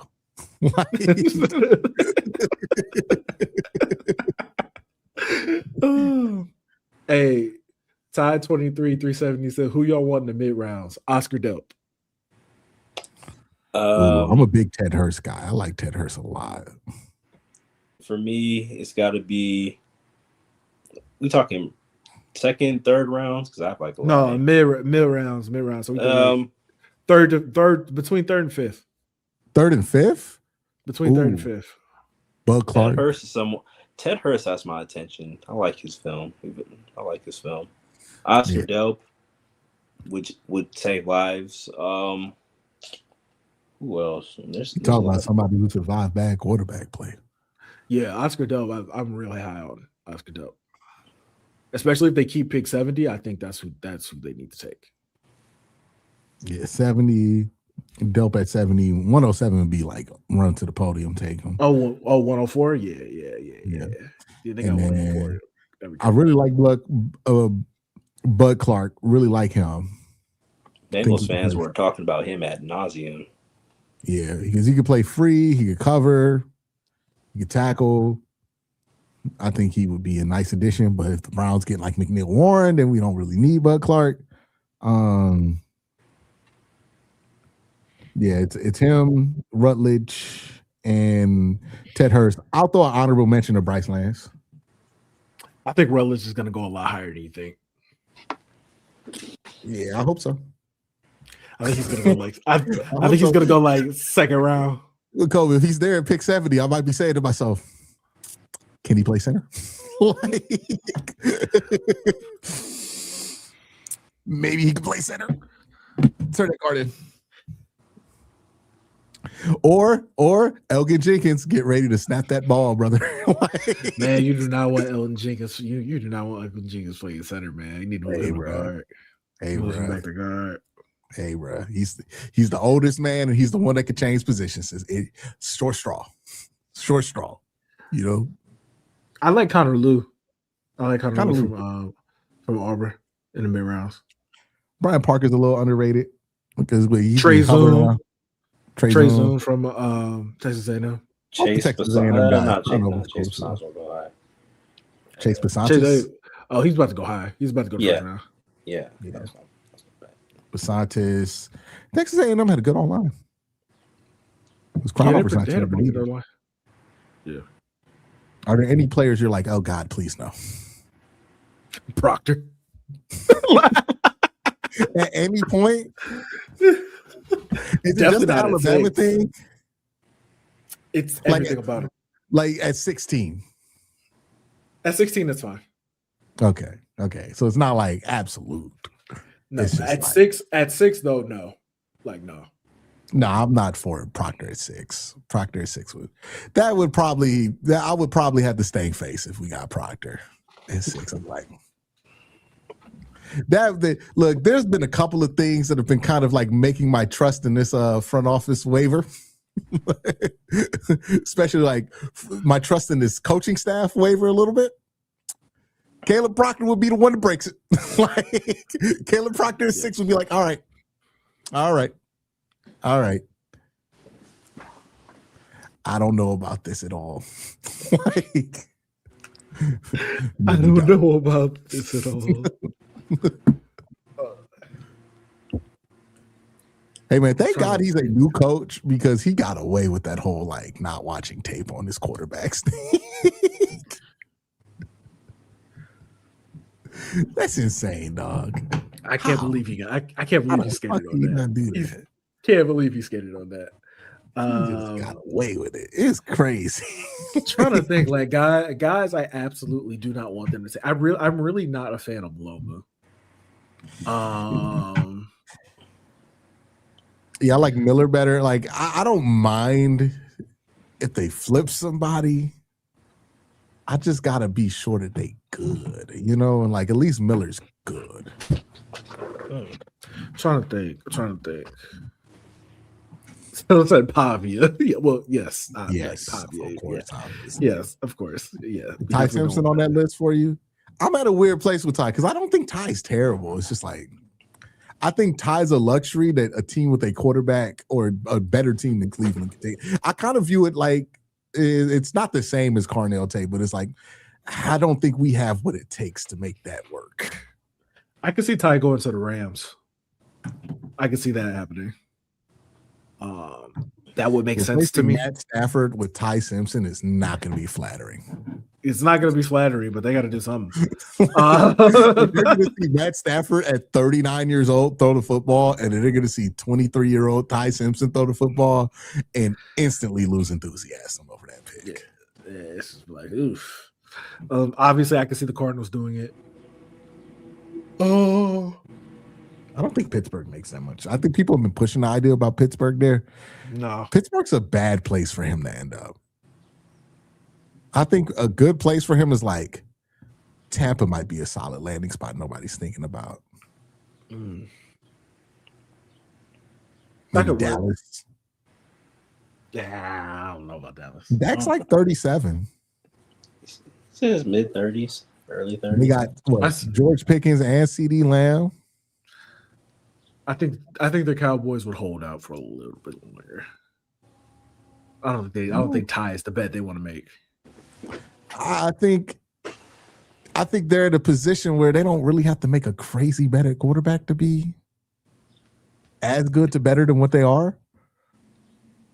Especially if you could ship off Dak to a desperate team and get some shit back for him. I know a desperate team. What are the if you're the Cowboys, would you take like getting a haul for Dak, getting a little bit for Dak, and getting Miles back and then you just take Ty Simpson?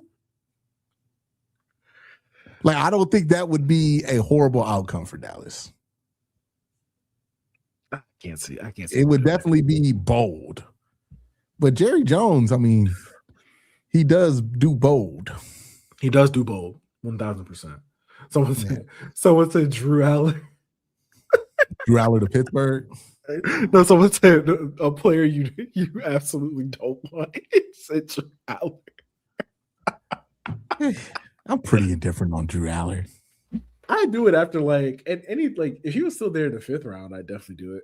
Yeah, who gives a fuck? He's there in the 5th. He's there in the 5th round. I'd be like, yeah, let's ride.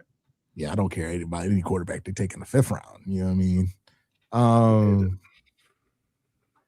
Let's see who else. That's really like if we swing early for Markel Bell, I'm gonna be pissed off. If like we leave with Caden Proctor and Markel Bell, I'm like, George Warhop needs to be fired immediately because he's clearly cooked. What would even be the point of taking Markel Bell if you take Proctor and then if you take Free? Like, what is the point of taking Markel Bell? I don't know, man. They might be into these like, oh, we gonna make them lose weight and then turn them into. I'm not into it. Yeah, I'm not into it. That doesn't make sense. Yeah. I saw Zach Jackson had them taking Proctor and then had them taking Markel Bell at 70. I was like, that doesn't make sense. It doesn't make sense anymore. Bro, if you follow up a beauty like the 2025 draft or some shit like that, I'd be like, oh my God, Andrew Berry is the fucking J.R. Smith of GMs. The J.R. Smith of GMs. Like, oh, he cooked. He went 7 for 7. The next night, 0 for 9. Like, 0 for 9 and some inexplicable trades. Like, I just there's a part of me that really just wants this to be over. I can't wait to talk about who they actually have added on to the team. Yeah, so that right. A more productive place, because right now all we're doing is arguing about shit that the people who are starting these arguments don't know what the fuck they're even talking about. Like left tackle or wide receiver, who's more valuable? Depends on who's good out there. Like I think me personally, might be a high take. I think Monroe Freeling is a more special player at his position than any of the wide receivers are. So pretty obvious choice for me at 6. It's really just a scarcity. It's really just a scarcity discussion, to be completely honest with you. Scarcity factors in with Monroe, but like I don't want that to take away from the fact that like he's a legitimately good player. Like I think that's what's gotten kind of like obfuscating this whole thing. People have like made the argument of like, hey, offensive tackles are rare. We got to take a chance. And that's made people think that, oh, Monroe's not good. He just plays left tackle. But no, he's good. Like go watch his tape against Mississippi State and you see him climb up to the second level and hit right in the strike zone while going full speed linebackers, right? And getting to the gap before they do, right? You know, you watch him in pass pro. He has a lot of natural strength. He's like Malinois is not as strong as Monroe. Like when you watch him on tape, the bigger guys, even with high pad levels, can get into Malinois' chest and really start to move him around a little bit. You watch Monroe Freeling out there, he doesn't let guys get to his chest, even when he's not as big as them. There was one play where he down blocks on a 3 technique, a giant, like number 22 at Alabama. He's a big ass dude, and he just stonewalls the fucking guy. You know, like the natural strength is there, the length, the athletic ability. He really put it together at the end of the season. If he had a full season like that, we'd be talking about him like Penei Sewell almost, right? Like he just didn't do that for a full season. He did that for half a season. But what you saw was based in enough fundamentals to feel pretty confident about. And if you work out with him, if everything checks with him off the field, that's a no-brainer to me. Like, you know, you go ahead, left tackle, that makes a lot, especially given what the field is in this draft class. It's like, yeah, that's probably the best swing and the most economic swing you can take there, because there is a big gap between him and Lomu, right? I know people have asked. There's a big gap between him and Lomu. And if we're talking about tackle, there's even a gap between him and Malinois, because Malinois, right tackle, might work out. Malinois' feet, pretty good, but his play strength, I worry about that, right? When Malinois has to go up against guys who are not just big, but also as athletic as him, he might be able to, he reaches a lot. He might be able to get spun on a lot. So I think Monroe makes a ton of sense for Cleveland at 6, even if we're not even factoring wide receiver. If instead of Carnell Tate, we're talking about who's a prospect in between Jamar Chase, but better than Ted McMillan.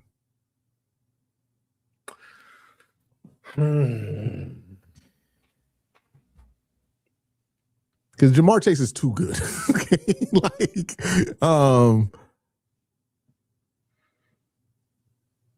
If Devonta Smith was coming out in this draft, I'd be more like, okay. I was about to say like Garrett Wilson, something like that. Garrett Wilson, Marv. But even Marv was a special prospect. We've forgotten that, but Marv was a special prospect. He was. You know what I mean? Yeah, but like Garrett Wilson, if they were Garrett Wilson, maybe I'd be more apt.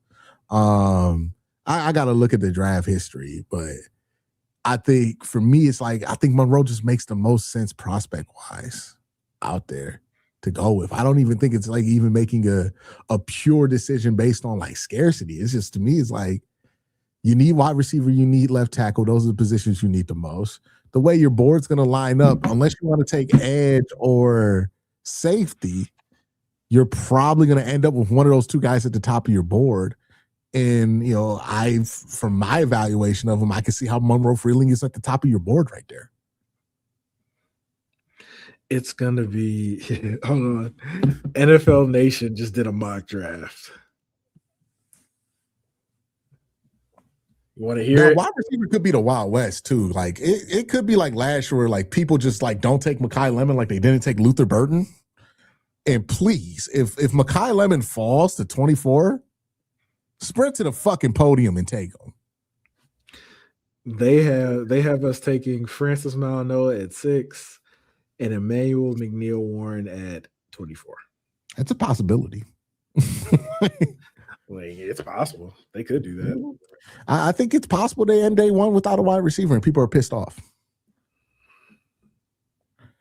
I also think, because I was talking about this with Corey a week ago, we don't factor in enough this question when we talk about what the Browns could do.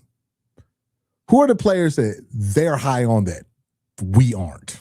Yeah, that's true. That's true. That might change something at wide receiver if you look at it through that lens. Like, yeah, we're not very high on Isaiah Bond, but we were never high on Isaiah Bond. They were. They had a top 75 grade on them.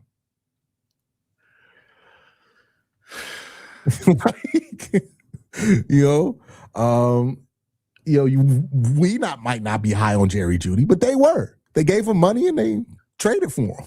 They're clearly high on Jerry Jeudy. That's their number one wide receiver. Obviously, Harold Fannin we're all high on, but we don't really factor him into the pass game. But you hear Andrew Berry talk, he says, I look at pass catchers, not receivers.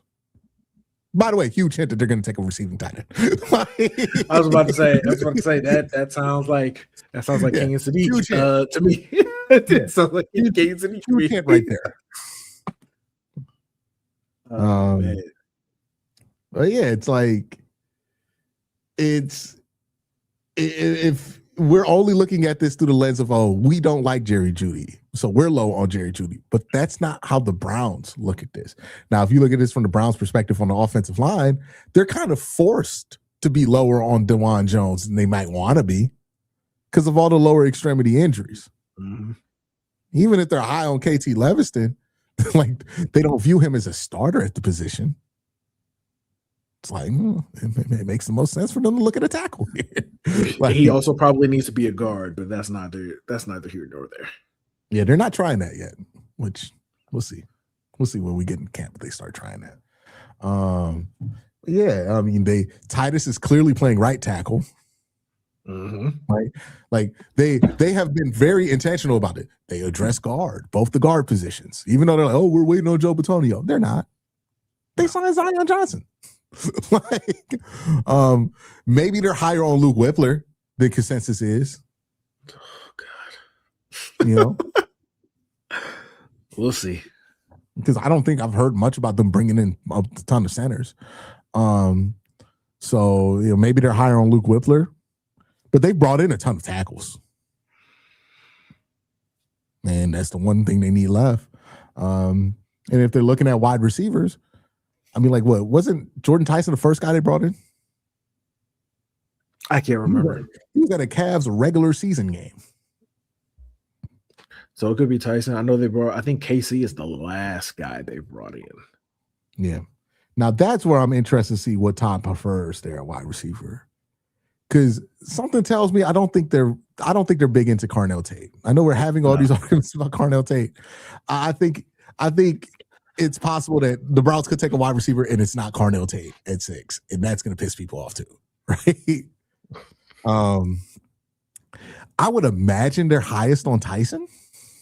Yeah, I would imagine. Which makes sense.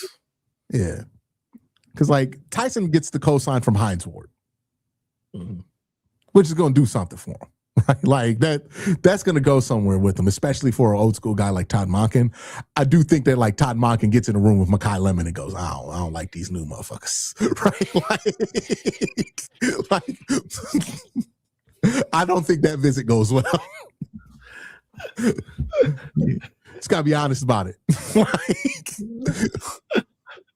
I don't like these new motherfuckers. Yeah. Real Gen Z. Yeah, I can see that. Yeah, like when Tom Bakken a boomer. Oh, no, he's not a boomer. He's a Gen Xer, right? Yeah, I think it's a Gen Xer. Yeah, let me tell you what generation understands that one the least. Okay, they were struggling with us, Cove. Like, yeah, I can see him not being down with Levin. I can see him not being with it. Somebody is super Gen Z. They still mad at Caleb. They still mad at Caleb. Like, Yeah, when you put it like that, it does kind of like change your perspective on who they might actually be considering taking. My best guess, if they have to pick at 6, I'll throw 5 guesses out there. It's hedging is this is actually hedging. I'll throw 5 guesses out there. If it's a defensive player, I think it comes down to, and I know I'm not with consensus on this. I feel like Bane is who they would get at edge over Bailey. You know, there's a possibility they could surprise us to take somebody like Falk, but I don't want to get into that. There's a possibility there. There's a possibility there. But I think Bane is who they go for. People jump to like the measurements for analytics people, but analytics people also love production at a young age. Ruben Bane's production, super young. Also, they have talked to every Miami tackle. Now, that might be to inquire about them. It also might be to be like, hey, man, you have 36-inch arms, Markel Bell. What was like, how did Ruben Bain handle that? Which would make the Markel Bell visit make more sense. Now, they might do visits differently. Sometimes teams only do visits for people that have flagged. Where they're like, there's something up with this guy. Let's see what we can get from meeting him in person. And maybe that's what it was. But there's something there. Downs is an interesting conversation, but I don't think they do Downs, and I don't think they do the Notre Dame running back. I know. Shout out to Lance. He's pushing it. I don't think it happens. No chance. No chance they take a running back. No chance. That would almost scream Jimmy took control. And I don't think Jimmy want to do that. After taking 2 running backs last draft, there's no chance they take a running back at 6. When you're not on the timeline to win now. Like what you openly admitted this, right? Like that you're not on the timeline to win now. It would make 0 sense. So don't think they do that. And I think that like Downs makes sense if you're nervous about your ability to draft. I think Andrew's pretty confident in his ability to see upside. And I think he thinks he can get safety with similar upside later in the draft. Then brings me to wide receiver. I think if they go for a wide receiver, it's going to be Tyson. Okay. And maybe I'm hoping here, but if they go for a tackle, I'm hoping it's Monroe Freeling. There is a part of me that is worried about them being obsessed with the really big offensive lineman in George Warhop. Thinking he can like make these guys lose weight and turn them into beast. I do have that concern because they have brought in a lot of really big guys. Right? And Caden Proctor makes sense when you're like, just look how fucking big he is. That's the concern I have, right? I'm not so that we're making sound decisions in that offensive line evaluation right now. So I can't say confidently I think it's Monroe because I think that's a sound place to be at. Malnoa, sound place to be at. I don't know how you're choosing between Fano and fucking Caden Proctor. I think you like size and you don't. Like, you know what I mean? I don't know how that happens. 2 completely different players. Yeah. 2 completely different players. Yeah. So we'll see there. I'm a bit nervous about what their evaluation is at offensive line. I'm pretty confident that they like Jordan Tyson. That makes sense based on everything that we know about Andrew Berry and everything we know about this quarterback room and everything we know about Tom Monken. So that's where I'm at with them. We got any super chats? We got 32. Jesus. Yeah, we could not a fucking 4:30. we gonna get past them. All right, first one is from Seppi One Kenobi. I don't appreciate this one at all. Who else was thrown off by Curtis having two S's in his name? Curtis. Like a snake.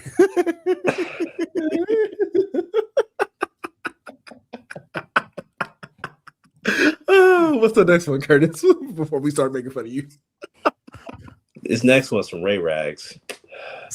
Can we call Curtis for making an announcement post saying it's from him, then putting clapping up for Curtis in there? How are you asking us to clap for you?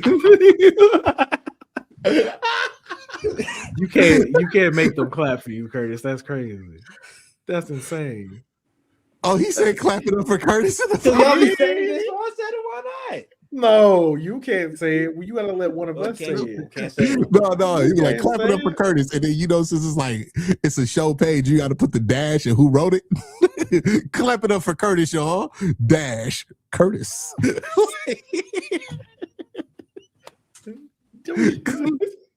He clapping it up for you. You a pro wrestling heel? Hey, what's going on? Clap it up for me. Boo. All right. Next one's from Ray Rags. I'm so glad Evan is playing like the most overrated player in the NBA. Who made that damn? Who made that damn video? Kevin O'Connell or whatever. You know what? I'm not even mad at him. I'm mad at the people who sent it to me, and I'll never forget. Damo said that bullshit. It's just dumb. It's just dumb. You put that bullshit in the group text. That was strike one. That was strike one. Yeah. It's like that group text. Like, what is this bullshit? Dog, keep putting it here. Oh man. All right, next one is from Ray Rags again. If Mitchell can shoot around like 40% from three in the playoffs, I believe a lot of the Cavs playoffs problems will go away. Yeah. Yeah. I think so. Yeah. Pretty much. All right, this is from Seppi Wakanobi again. Since I don't get a military cut anymore, it's clippers on the side and back, scissors on top. Okay. You get the scissors on top, so you get the little. Do they spray y'all with like water at the end? They don't do the same thing. They do like we get the rubbing alcohol. They give y'all like a little like moisturizer, right? Answer that in the comments. Who said they spray y'all with water? No, they do a spray at the end, dog, but it's not like alcohol. Like we be getting alcohol sprayed there to like set, but they do like it's not hairspray, by the way. It's like a bottle. I've seen it in white movies where they spray them with like a water-like substance. I've seen it in white movies. What's the next one, Curtis? All right, next one is from George Barson. Bron's been working too hard for too long. LOL, balding at his age, but his history is fine. Yes. You should have went bald a long time ago. A long time ago. Just go bald, dog. Just go bald. You know what, though? Oddly enough, LeBron don't really got the head for baldness. His ears are too I think he does. I think he does. Because you remember when he shaved his head that one time? It did. I was like, man, you weird. No, I was like, you still look like when LeBron. If you are bald and you wear a hat and that makes you look like you make more sense. That's kind of where Bron is. Like, I understand why he a little like don't like to do it. Whenever I see him bald, I'm like, you do need the illusion of hair. I don't think he needs the illusion of. I don't think he needs the illusion. He might have to walk around with the Doc Rivers. Nah, that's crazy. Our GOAT might have to do that. Okay? No. He might have to walk around. Curtis, get to the next one. We don't even need to have this conversation. We don't even need that. Speaking of Doc Rivers. By the way, odds that LeBron James after retirement somehow finds his hair again. High. Anyway, speaking of Doc Rivers, Ron Butler come back with a fucking flat top. It's like, all right.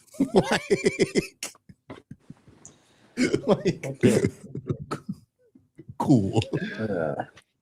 Okay. Anyway, speaking of, can we laugh at how Doc Rivers went out? Man might have had the most time with the least amount of championships. One post put the 24 Cup championship as an accomplishment. LMAO.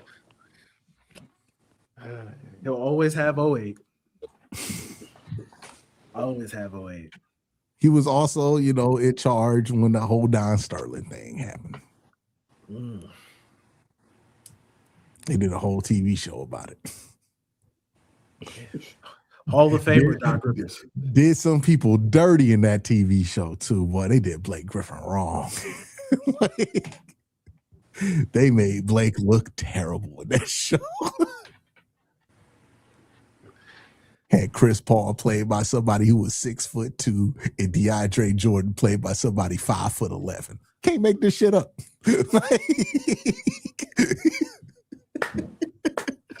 And what's the next one, Curtis? Correct me if I'm wrong. I believe they had a light-skinned Chris Paul in that show. Did you see what they had Steph and Draymond looking like?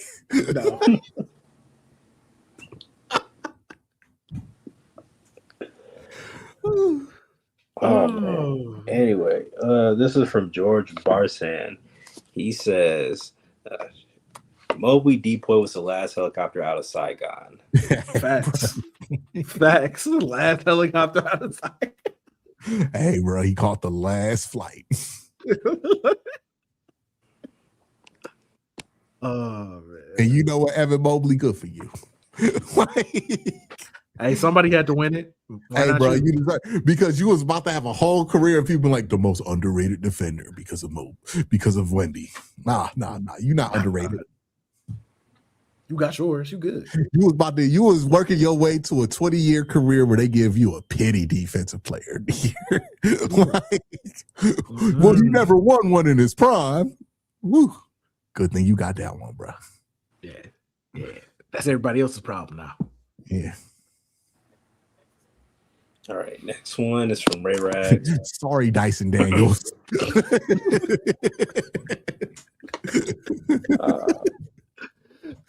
Better luck next time, Scotty. Hey, bro. They was elbowing each other out. I will not be forgotten.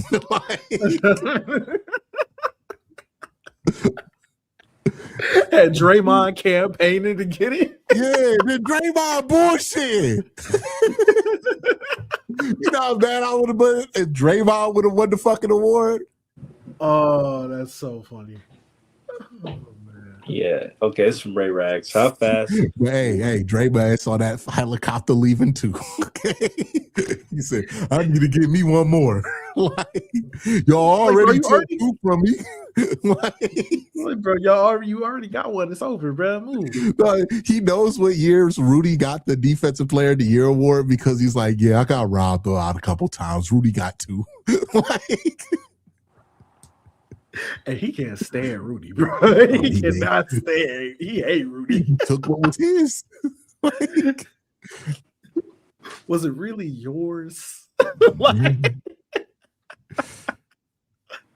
Forever long. In 20 years, when people are making the argument that Draymond Green was not a better defender than Rudy Gobert because Rudy won those awards, we're going to feel Draymond's pain. Okay? We're going to be like, what the fuck are y'all talking about? We will be on the front lines defending Draymond. Yo. Why is he a Hall of Famer? It's like, all right. What is this? What are we talking about? It's crazy. All right, next one is from Ray Rags. How fast will Wemby get hit with voter fatigue for Depoy? We know that they will absolutely do it on purpose. Boy, they don't give a fuck about that award.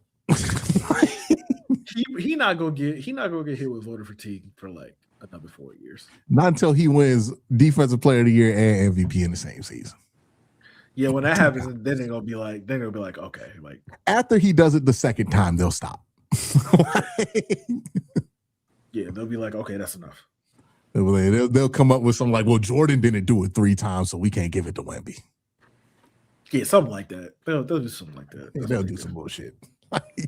Or Wemby ain't winning championships or something like that. Something. right, next one is from Ray Rags. If last year's Cavs played this Pistons teams with both of them healthy, the Cavs would have ran them off the floor and embarrassed them. Facts. Yeah. If you can't shoot, you can't beat the Cavs. But if you can shoot, it's a problem. it's gonna be a problem. Hey, low key, I need the New York Knicks to figure it out because the Hawks ain't gonna beat the Boston Celtics. Like, ooh. All right, this is from Ray Rags again. How deflating is it that they hit an abnormal amount of threes, weren't good to transition, got blown out in game one. They fixed the transition, but couldn't shoot, and never really had a chance to win game two. Talking about the Raptors. bro, it should be deflating that Dean Wade has your best scorer in hell. Like, you got to start a coaches meeting up. Like, all right, guys, how are we going to get Dean Wade off of him? Insane. like when Brandon Ingram see Dean Wade come off the bench, he like LeBron when he saw Kawhi come off the bench in 2014. You'd be like, damn.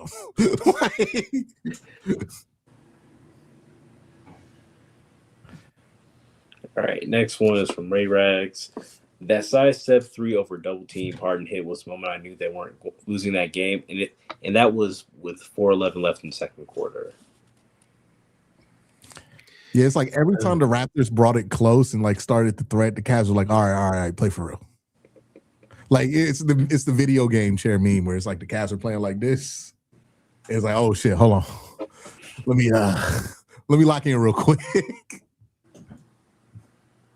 12-4 run. Like, Jesus, if the Cavs bench does anything in game 3, it is over. Yeah, man. If we get that Dennis Schroeder 20 ball, like, or Sam Merrill hits like 4 threes, it's over with. Oh yeah, that's the worst. Yeah. Well, what's the worst bomb that can go off when you play the Cavs for an opposing team? Right now it would be Jalen Tyson. Or it's like Evan Mobley starts hitting threes. So he goes, man, what the like you know when you play in a team and you like, man, what the fuck is going on? Like when Miles Turner just stops missing shots for the Pacers last year, you're like, yo, dog, what the fuck, man? Like this ain't supposed to be happening. What is the version of that for playing the Cavaliers? I'm not sure, man. I'm not sure. If Evan hit like 4 threes in a game, It's got to be Max Strus. Max went off though already. Yeah. Like Max already went off. Max goes off. He's just like, all right, we ain't got it tonight. Yeah, I think it's Sam for real. Because if Sam start hitting a bunch of threes, you know it's over with. Yeah, like that's one of them games where Donovan Mitchell could have 5 points. Yeah, because Sam would hit 7 threes, and you're just like, yeah. oh well. Oh yeah, we good. We good. we good. No, I knew what kind of day it was going to be for Donovan Mitchell at the end of the first 2 minutes of the first quarter in that game, because Donovan Mitchell came out. I'm like, oh shit, he made like a crazy layup and then a deep three, and I'm like, oh, we getting one of those Donovan Mitchell games. Like, might be a rough night for Toronto. Like, we getting one of those games. no, you know what? Donovan getting one where it's like he not missing today. Like, he's shooting nothing but bullshit and it's dropping. Like, then he get the and one to go in. He start hyping up the crowd. Now he doing Spider-Man shit. It's over with, dog. Like, he get comfortable. He start doing the high dribble over you. You said he doing Spider-Man. Yeah, you know it's over when he start doing that one-handed hang on the rim. Like, it's like, oh yeah, he's comfortable. Like, Coco here, he making shots. It's over.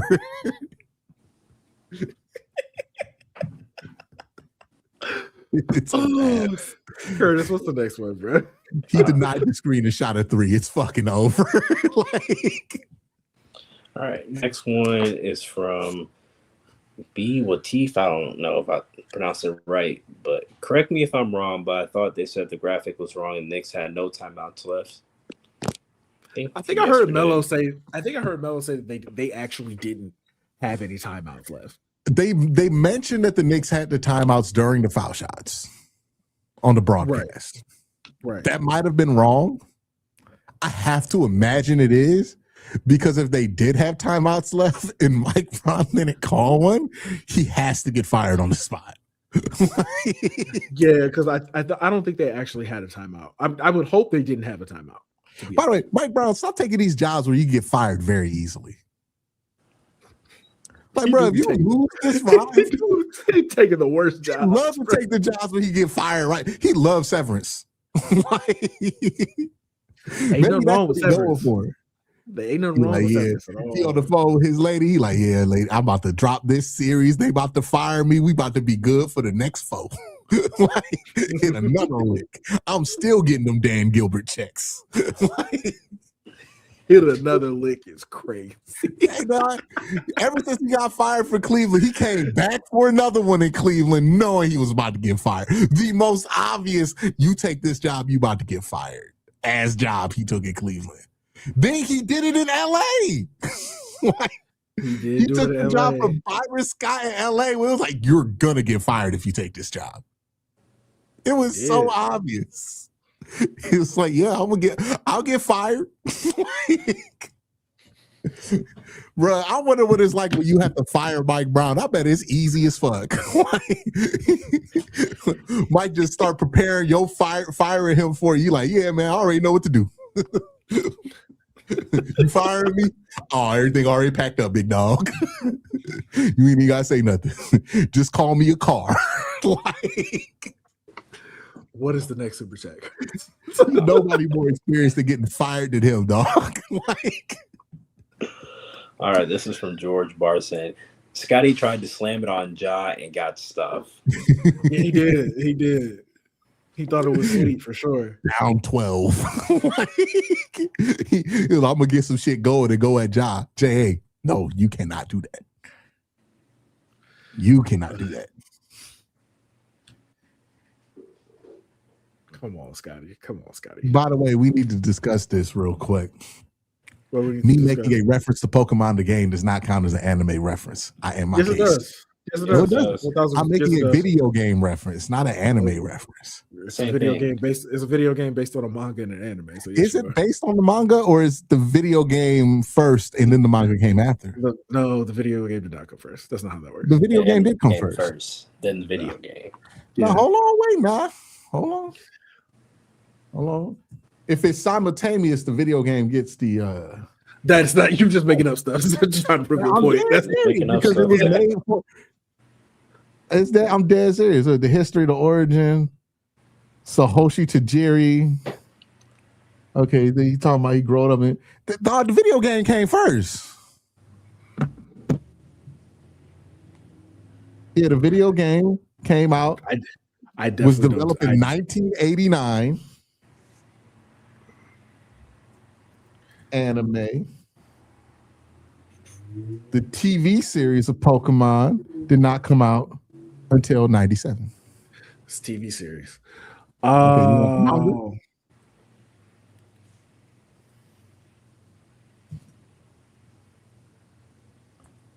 Debut. 96. Okay. 96. I was right. They both came out in 96, but the game came out first. Video game reference. Thank you very much. Arigato. He'll say arigato, but watch anime. I'm not about to get. It has nothing to do with anything. I'm not about to get into this. What's the next super chat? What does that have to do with anything? I'm not doing this with you today. Because I said something Japanese, I gotta watch anime now. That's fucked up. Like, I'm just saying. Curtis, what's the next super chat? Yeah. It's okay. We just don't want to enjoy when a brother's correct. Nobody's trying to deal with you right now. Cole, I'm so glad the Cavs didn't trade for BI. That dude might as well be invisible so far. Also, Evan is mad Scotty stole the Rookie of the Year from him. He should be, because that was his award. Hey man, you imagine what it would be for Dyson Daniels or Draymond Green if they would have won over him. If this is how upset he gets over Rookie of the Year. Listen, bro. Bro, who made the All-Star team instead of him? Evan is not going, bro. He's not going. Like, oh shoot! Like, well, hold on. We might be getting some. Let me get some info.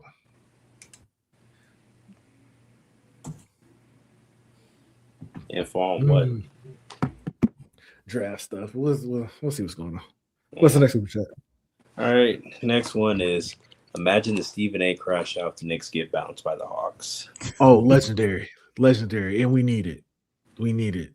So Mike Brown. He's going crazy on Mike. You need to hang it up. Stephen A. was at Mania. He was at Mania. He could be talking about Mike Brown.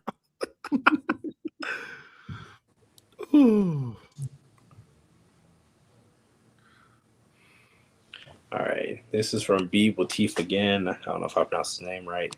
Hawks got the makings of a college training team built to upset a team that takes them lightly. Strong defense on wing play, 3-point shooters, and CJ that calming vet presence. Okongwu nice too. I guess. Hey, bro. The Knicks went to the conference finals last year. If they get bounced by a team whose offensive fire punch, no disrespect to the native man, is led by CJ McCollum.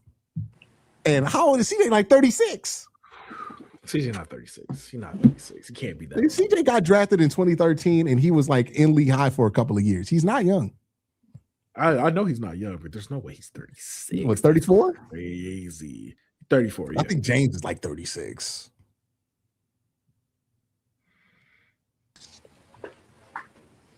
All right. This is from Ray Rags. Of all the things I wish there were fans for, I wish we had an arena reaction to Bubble Dame. That was the most insane shooting I've seen real games. Dude was just shooting from anywhere. No, Bubble Dame was crazy.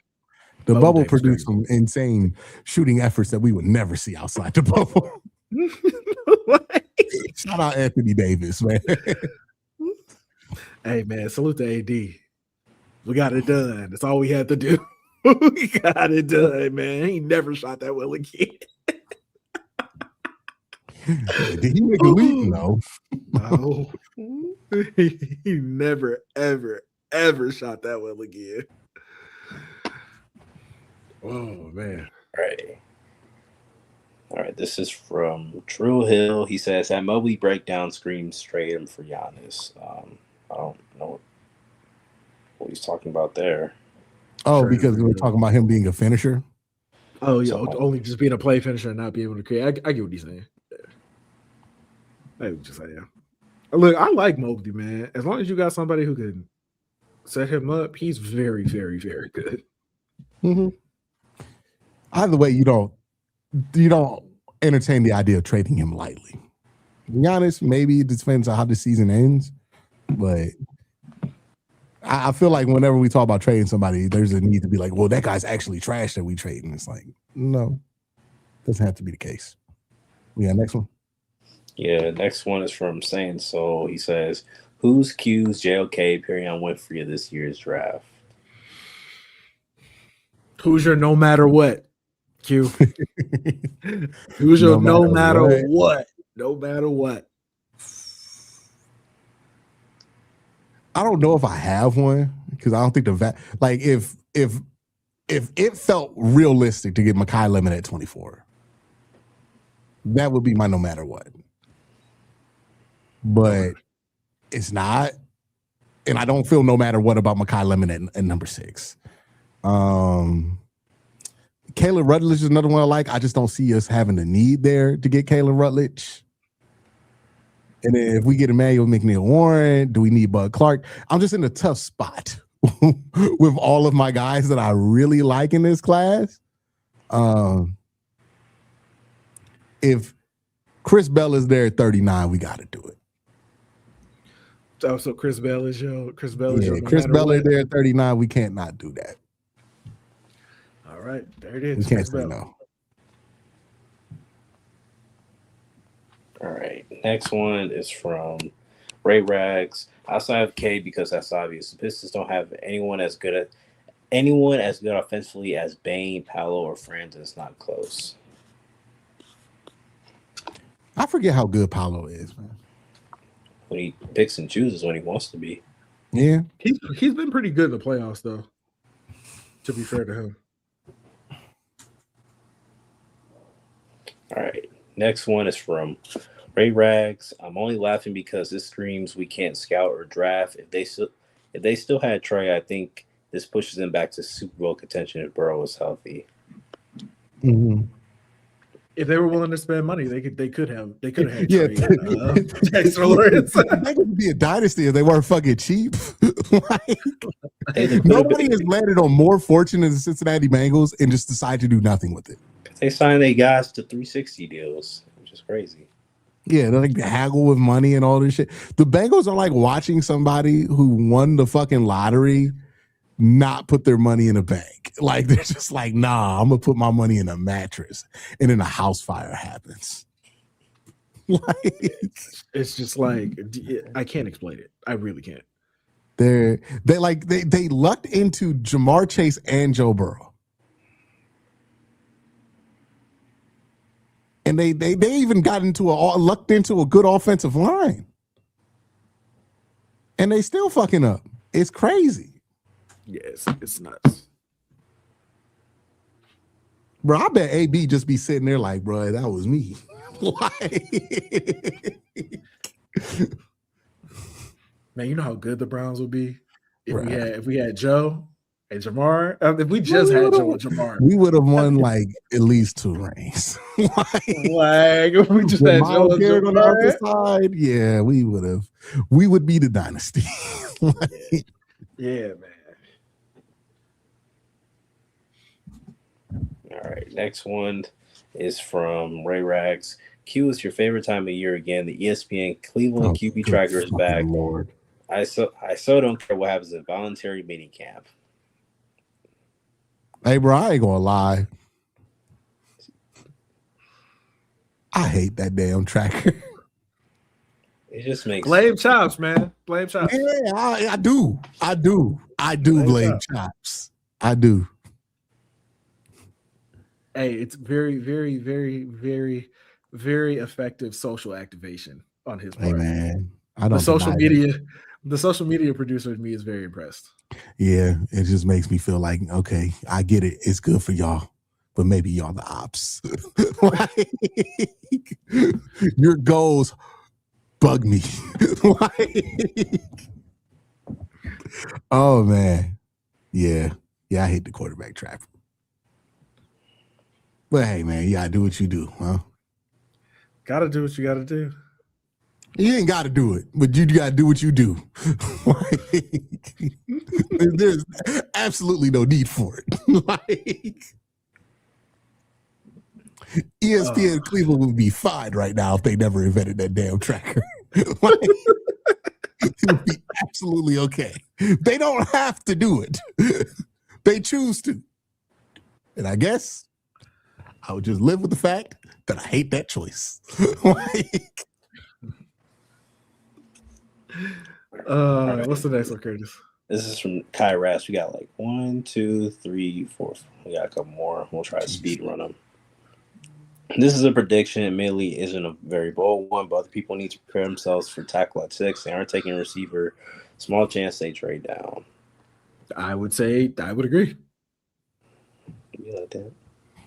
it makes sense. This is from Ray Rags. He says, okay, how about we bring back Corin Lucas and let him give up 30 pressures in 4 games and see drafting a left tackle with sabotage. Yeah, like I don't know what people want, man. I really don't. Like You know what they want? They want to complain too, because if the Browns did do that, they're like, man, I don't know why AB ignored tackle. All right, man, I'm taking this for y'all. I'm not doing this. I ain't doing it. Yeah, we're good. We're good on that. I'm tired. Bro, they want AB to make decisions that'll get him fired because they want him fired. Like, we're not the ones trying to sabotage. Like, I'm tired, boss. I'm just tired. Anyway, this is from Andrew Labs. Happy draft week, fellas. How likely is it we see a possible trade up from 39 instead? If Vega gets to the late 20s, I like to see him in Cleveland. He won't last that long, in my opinion. You talking about Vega? Ione? Yeah. But I don't know if the Browns have an appetite to trade up in round 2, to be honest. I don't think they do. Mm-mm. Maybe for Warren. Maybe they would do it. But it just depends. Like if somebody, Ward or Lemon are the 2 first-round guys, if I'm like, oh, if they fall all the way there on some inexplicable type stuff, maybe. Which, hey, look, wide receiver's going to be a crapshoot this year. It wouldn't be crazy if Denzel Boston went higher than like some of these guys we're talking about and as the top 3 in the wide receiver room, because teams are going to default to fit before anything, and that's going to be a different answer for everybody. Mm-hmm. So, you know, I hear a lot of people like, oh, that guy won't be there at 24. We don't know. Like, I think Tyson's probably going to go higher than people expect. I think it's the Tet thing from last year. Remember, everybody was like, Tet's going to go in the 20s. Yeah, no. Tet went early, right? I think Tyson's going to go early because I think the consensus is that's the most talented wide receiver in this draft class. Everybody else, you know, I think see it changing. Yeah, I think the floor on Carnell Tate, like, I don't think he falls out the teens, you know. But yeah, we'll see what happens. All right. This is from Kai Raz. He says, can't wait for the inevitable crash outs when we don't pick whatever people want. FS team, all this other BS is going to be so funny. Yeah, it's going to be hilarious. Carnell Tate before we even get there, so we don't even have to entertain this. Because I imagine people aren't going to be mad if we take Monroe Freeling over Mekhi Lemon or Jordan Tyson as much. I feel like they're not going to be as invested in that crash out. So if Carnell Tate goes before us, I'm like, all right, cool. Y'all can stop bitching. Like, we ain't got to do this thing all year. All right. Okay, next one. Ray Rags, I know he was spamming it before.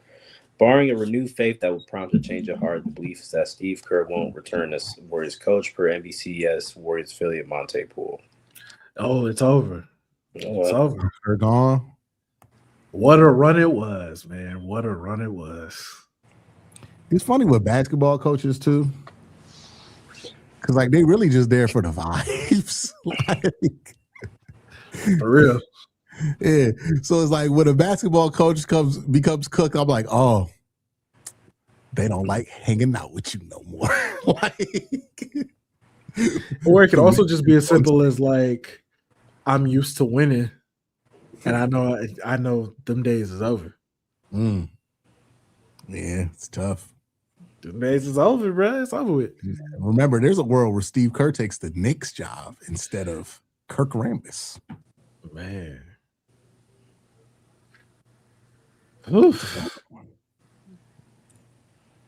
Steve Kerr will. Steve Kerr can either retire or be on TV. Yeah, or go back to TV. Go back to TV for real. Oh, Amazon about to drop him a nasty bag. Nasty bag. They already got Bob Myers on ESPN. Yeah, they about to have. Bob Myers left. He left. Oh, he finally left? Okay, cool. So, yeah. I want him on the broadcast on Amazon, to be honest. I thought he was better. Steve Kerr feels like an NBC kind of person. I can see him doing NBC. NBC needs to. Mike Tomlin went NBC. That felt so predictable. Mm-hmm. Mike's pretty boring. Mike is pretty boring. Mike, I don't know. But Mike's one of the people everybody talk up. Oh, I can't wait till you get into the media. I'm like, why? He don't say shit. Maybe his personality come out more in the media. We'll see. He gonna be up there talking about, I think what Dallas needs to do is get more intensity in what they do right there, and that will bring out the dogs, so you can get the bite after the moon. It's like, what the fuck did Mike Tomlin just say? What it's about to be some bullshit. Jason Garrett, what do you think about that?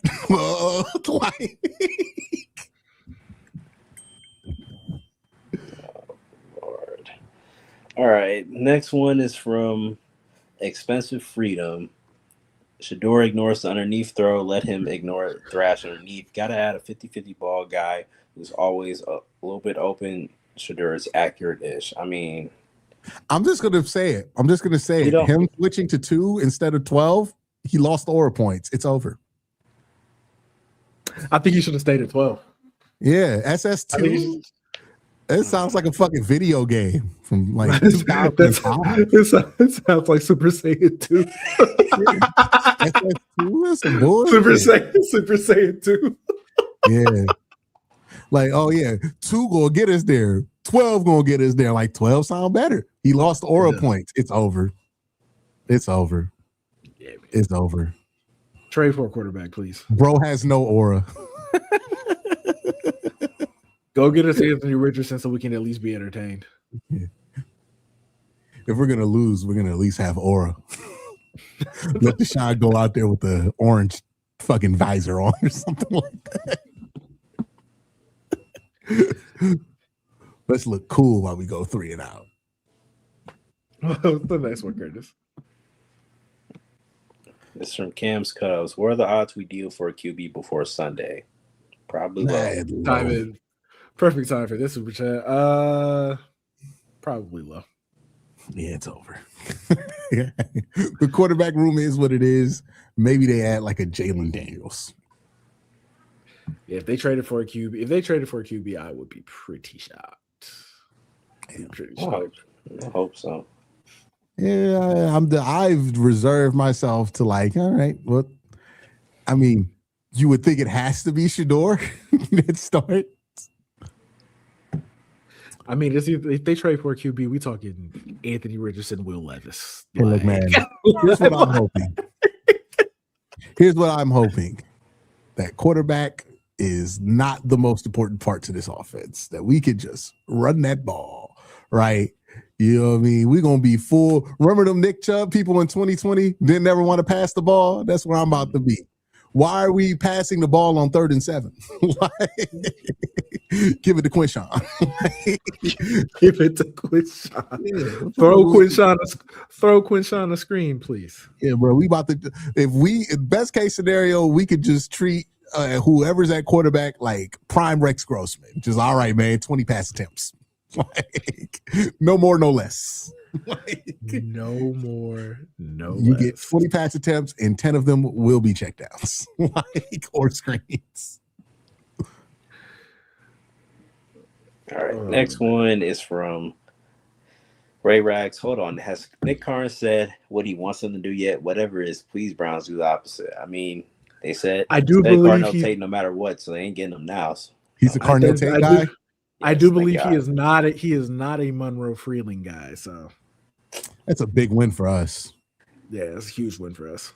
There was like one Colorado fan that was like, your take on Carnell Tate is the worst unlogical take I've ever seen. And I was like, I'm so happy that this guy is disagreeing with me because I am on the right track. Cool, neat, dog. Like, oh man. It's certain people when they start agreeing with you, like, hey man, am I thinking this out? There's definitely some people I feel like that about. Mm-hmm. Especially on the timeline when we agree. I'm like, oh no, that's not good. It's not good. I have been led astray. Like, oh, maybe I need to reevaluate that tape. Like, all right, next one is from Dumb Willingly. We don't have to look at this. AB gonna draft Arch and Cam, but now I'm positive they're not gonna do either one. So Arch and Cam, Arch Manning and Cam Coleman. Cam Coleman. Probably not gonna draft him now. When does Damo have time to think of these things, man? You in the chat, you know exactly what time when he has time to think about it. He just be coming up with new anthems every week. He interacts when it's convenient for him. He pops in every now and again. He takes like Lil B used to drop music. Like it's just like, when the fuck did you drop a new album? It's just like he drops takes. Okay. He drops takes like YoungBoy drops albums. Like, hey man, these are too many albums for my liking, bro. I'm like, it's got 40 tracks on it. Like, what the fuck? Like, it'd be those takes early in the morning that I'd be seeing. I'm like, hey man, he just be waking up. Then he be like, all right, you know what I'm about to say? That's literally how he does it. Need to find a way. That's literally how he does it. Oh man. I wonder if he sends these takes out before his morning blunt or after. All right. No doubt he's not a morning. Like, do you really think that Damo not a morning blunt person? He works graveyard, so he probably is a morning. He's 100% first thing in the morning. Okay. No doubt in my mind about that. Oh my god. If it was 10 years ago, he'd be smoking Black and Moss.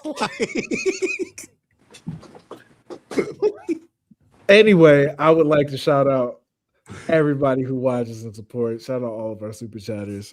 Shout out everybody who works in the medical profession. Shout out all the anime watchers and the gamers.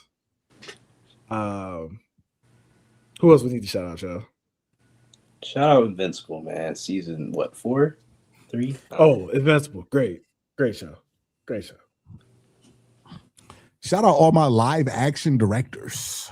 You know what I mean? Shout out all those people making real art. Like, wow. Yeah. Real art? Why? What do you mean? Why is that offensive? Why do you have to say it like real art? Well, like what? I just do real art. There's fake art like AI art. You know what I mean? And I just want to make sure I shout out real art. I also, in no related fashion, would like to shout out people who direct actual people in recorded comedies. Like, those two things aren't related. It feels like they're related. I don't know why they're related, but okay. It wouldn't be related, right? That makes no sense. Mm-hmm. Shout out to video game enthusiasts, video game historians that had my back today when people tried to put false allegations onto my name. You know, I'm so thankful to be able to clear my name of these allegations. Shout out to John Rivers, because fuck you, Curtis. You didn't fight to help me when they put that on my name. Yeah. John Rivers, shout out for you. Okay. If I get power politically, I'm gonna make sure John Rivers is your boss. Okay. I'll quit on the spot. Nah, you can't quit. I'll find a way. I will find a way to make sure that is impossible. So shout out to John Rivers, our dear leader. Our dear leader? All yes, right. I pledge allegiance. But way too much. Construction workers, somebody said, shout out to y'all. Shout out to people who work. Shout out to custodians. Shout out to custodians and steel toe custodians, cashiers, you know what I mean? Shout out to cashiers at the liquor store. I imagine that's not a pleasant experience, right? Like, I imagine like Saturday and Sunday suck. Shout out to cleaners, you know what I mean? Shout out to people who clean for a living. Shout out to anybody who had to buy their own van to do their business that they started. You know what I mean? I feel like we got a large section of our audience that does some kind of entrepreneurship that required them to buy a van. Shout out to you. Anybody else? You want to shout out hoodie makers? Curtis?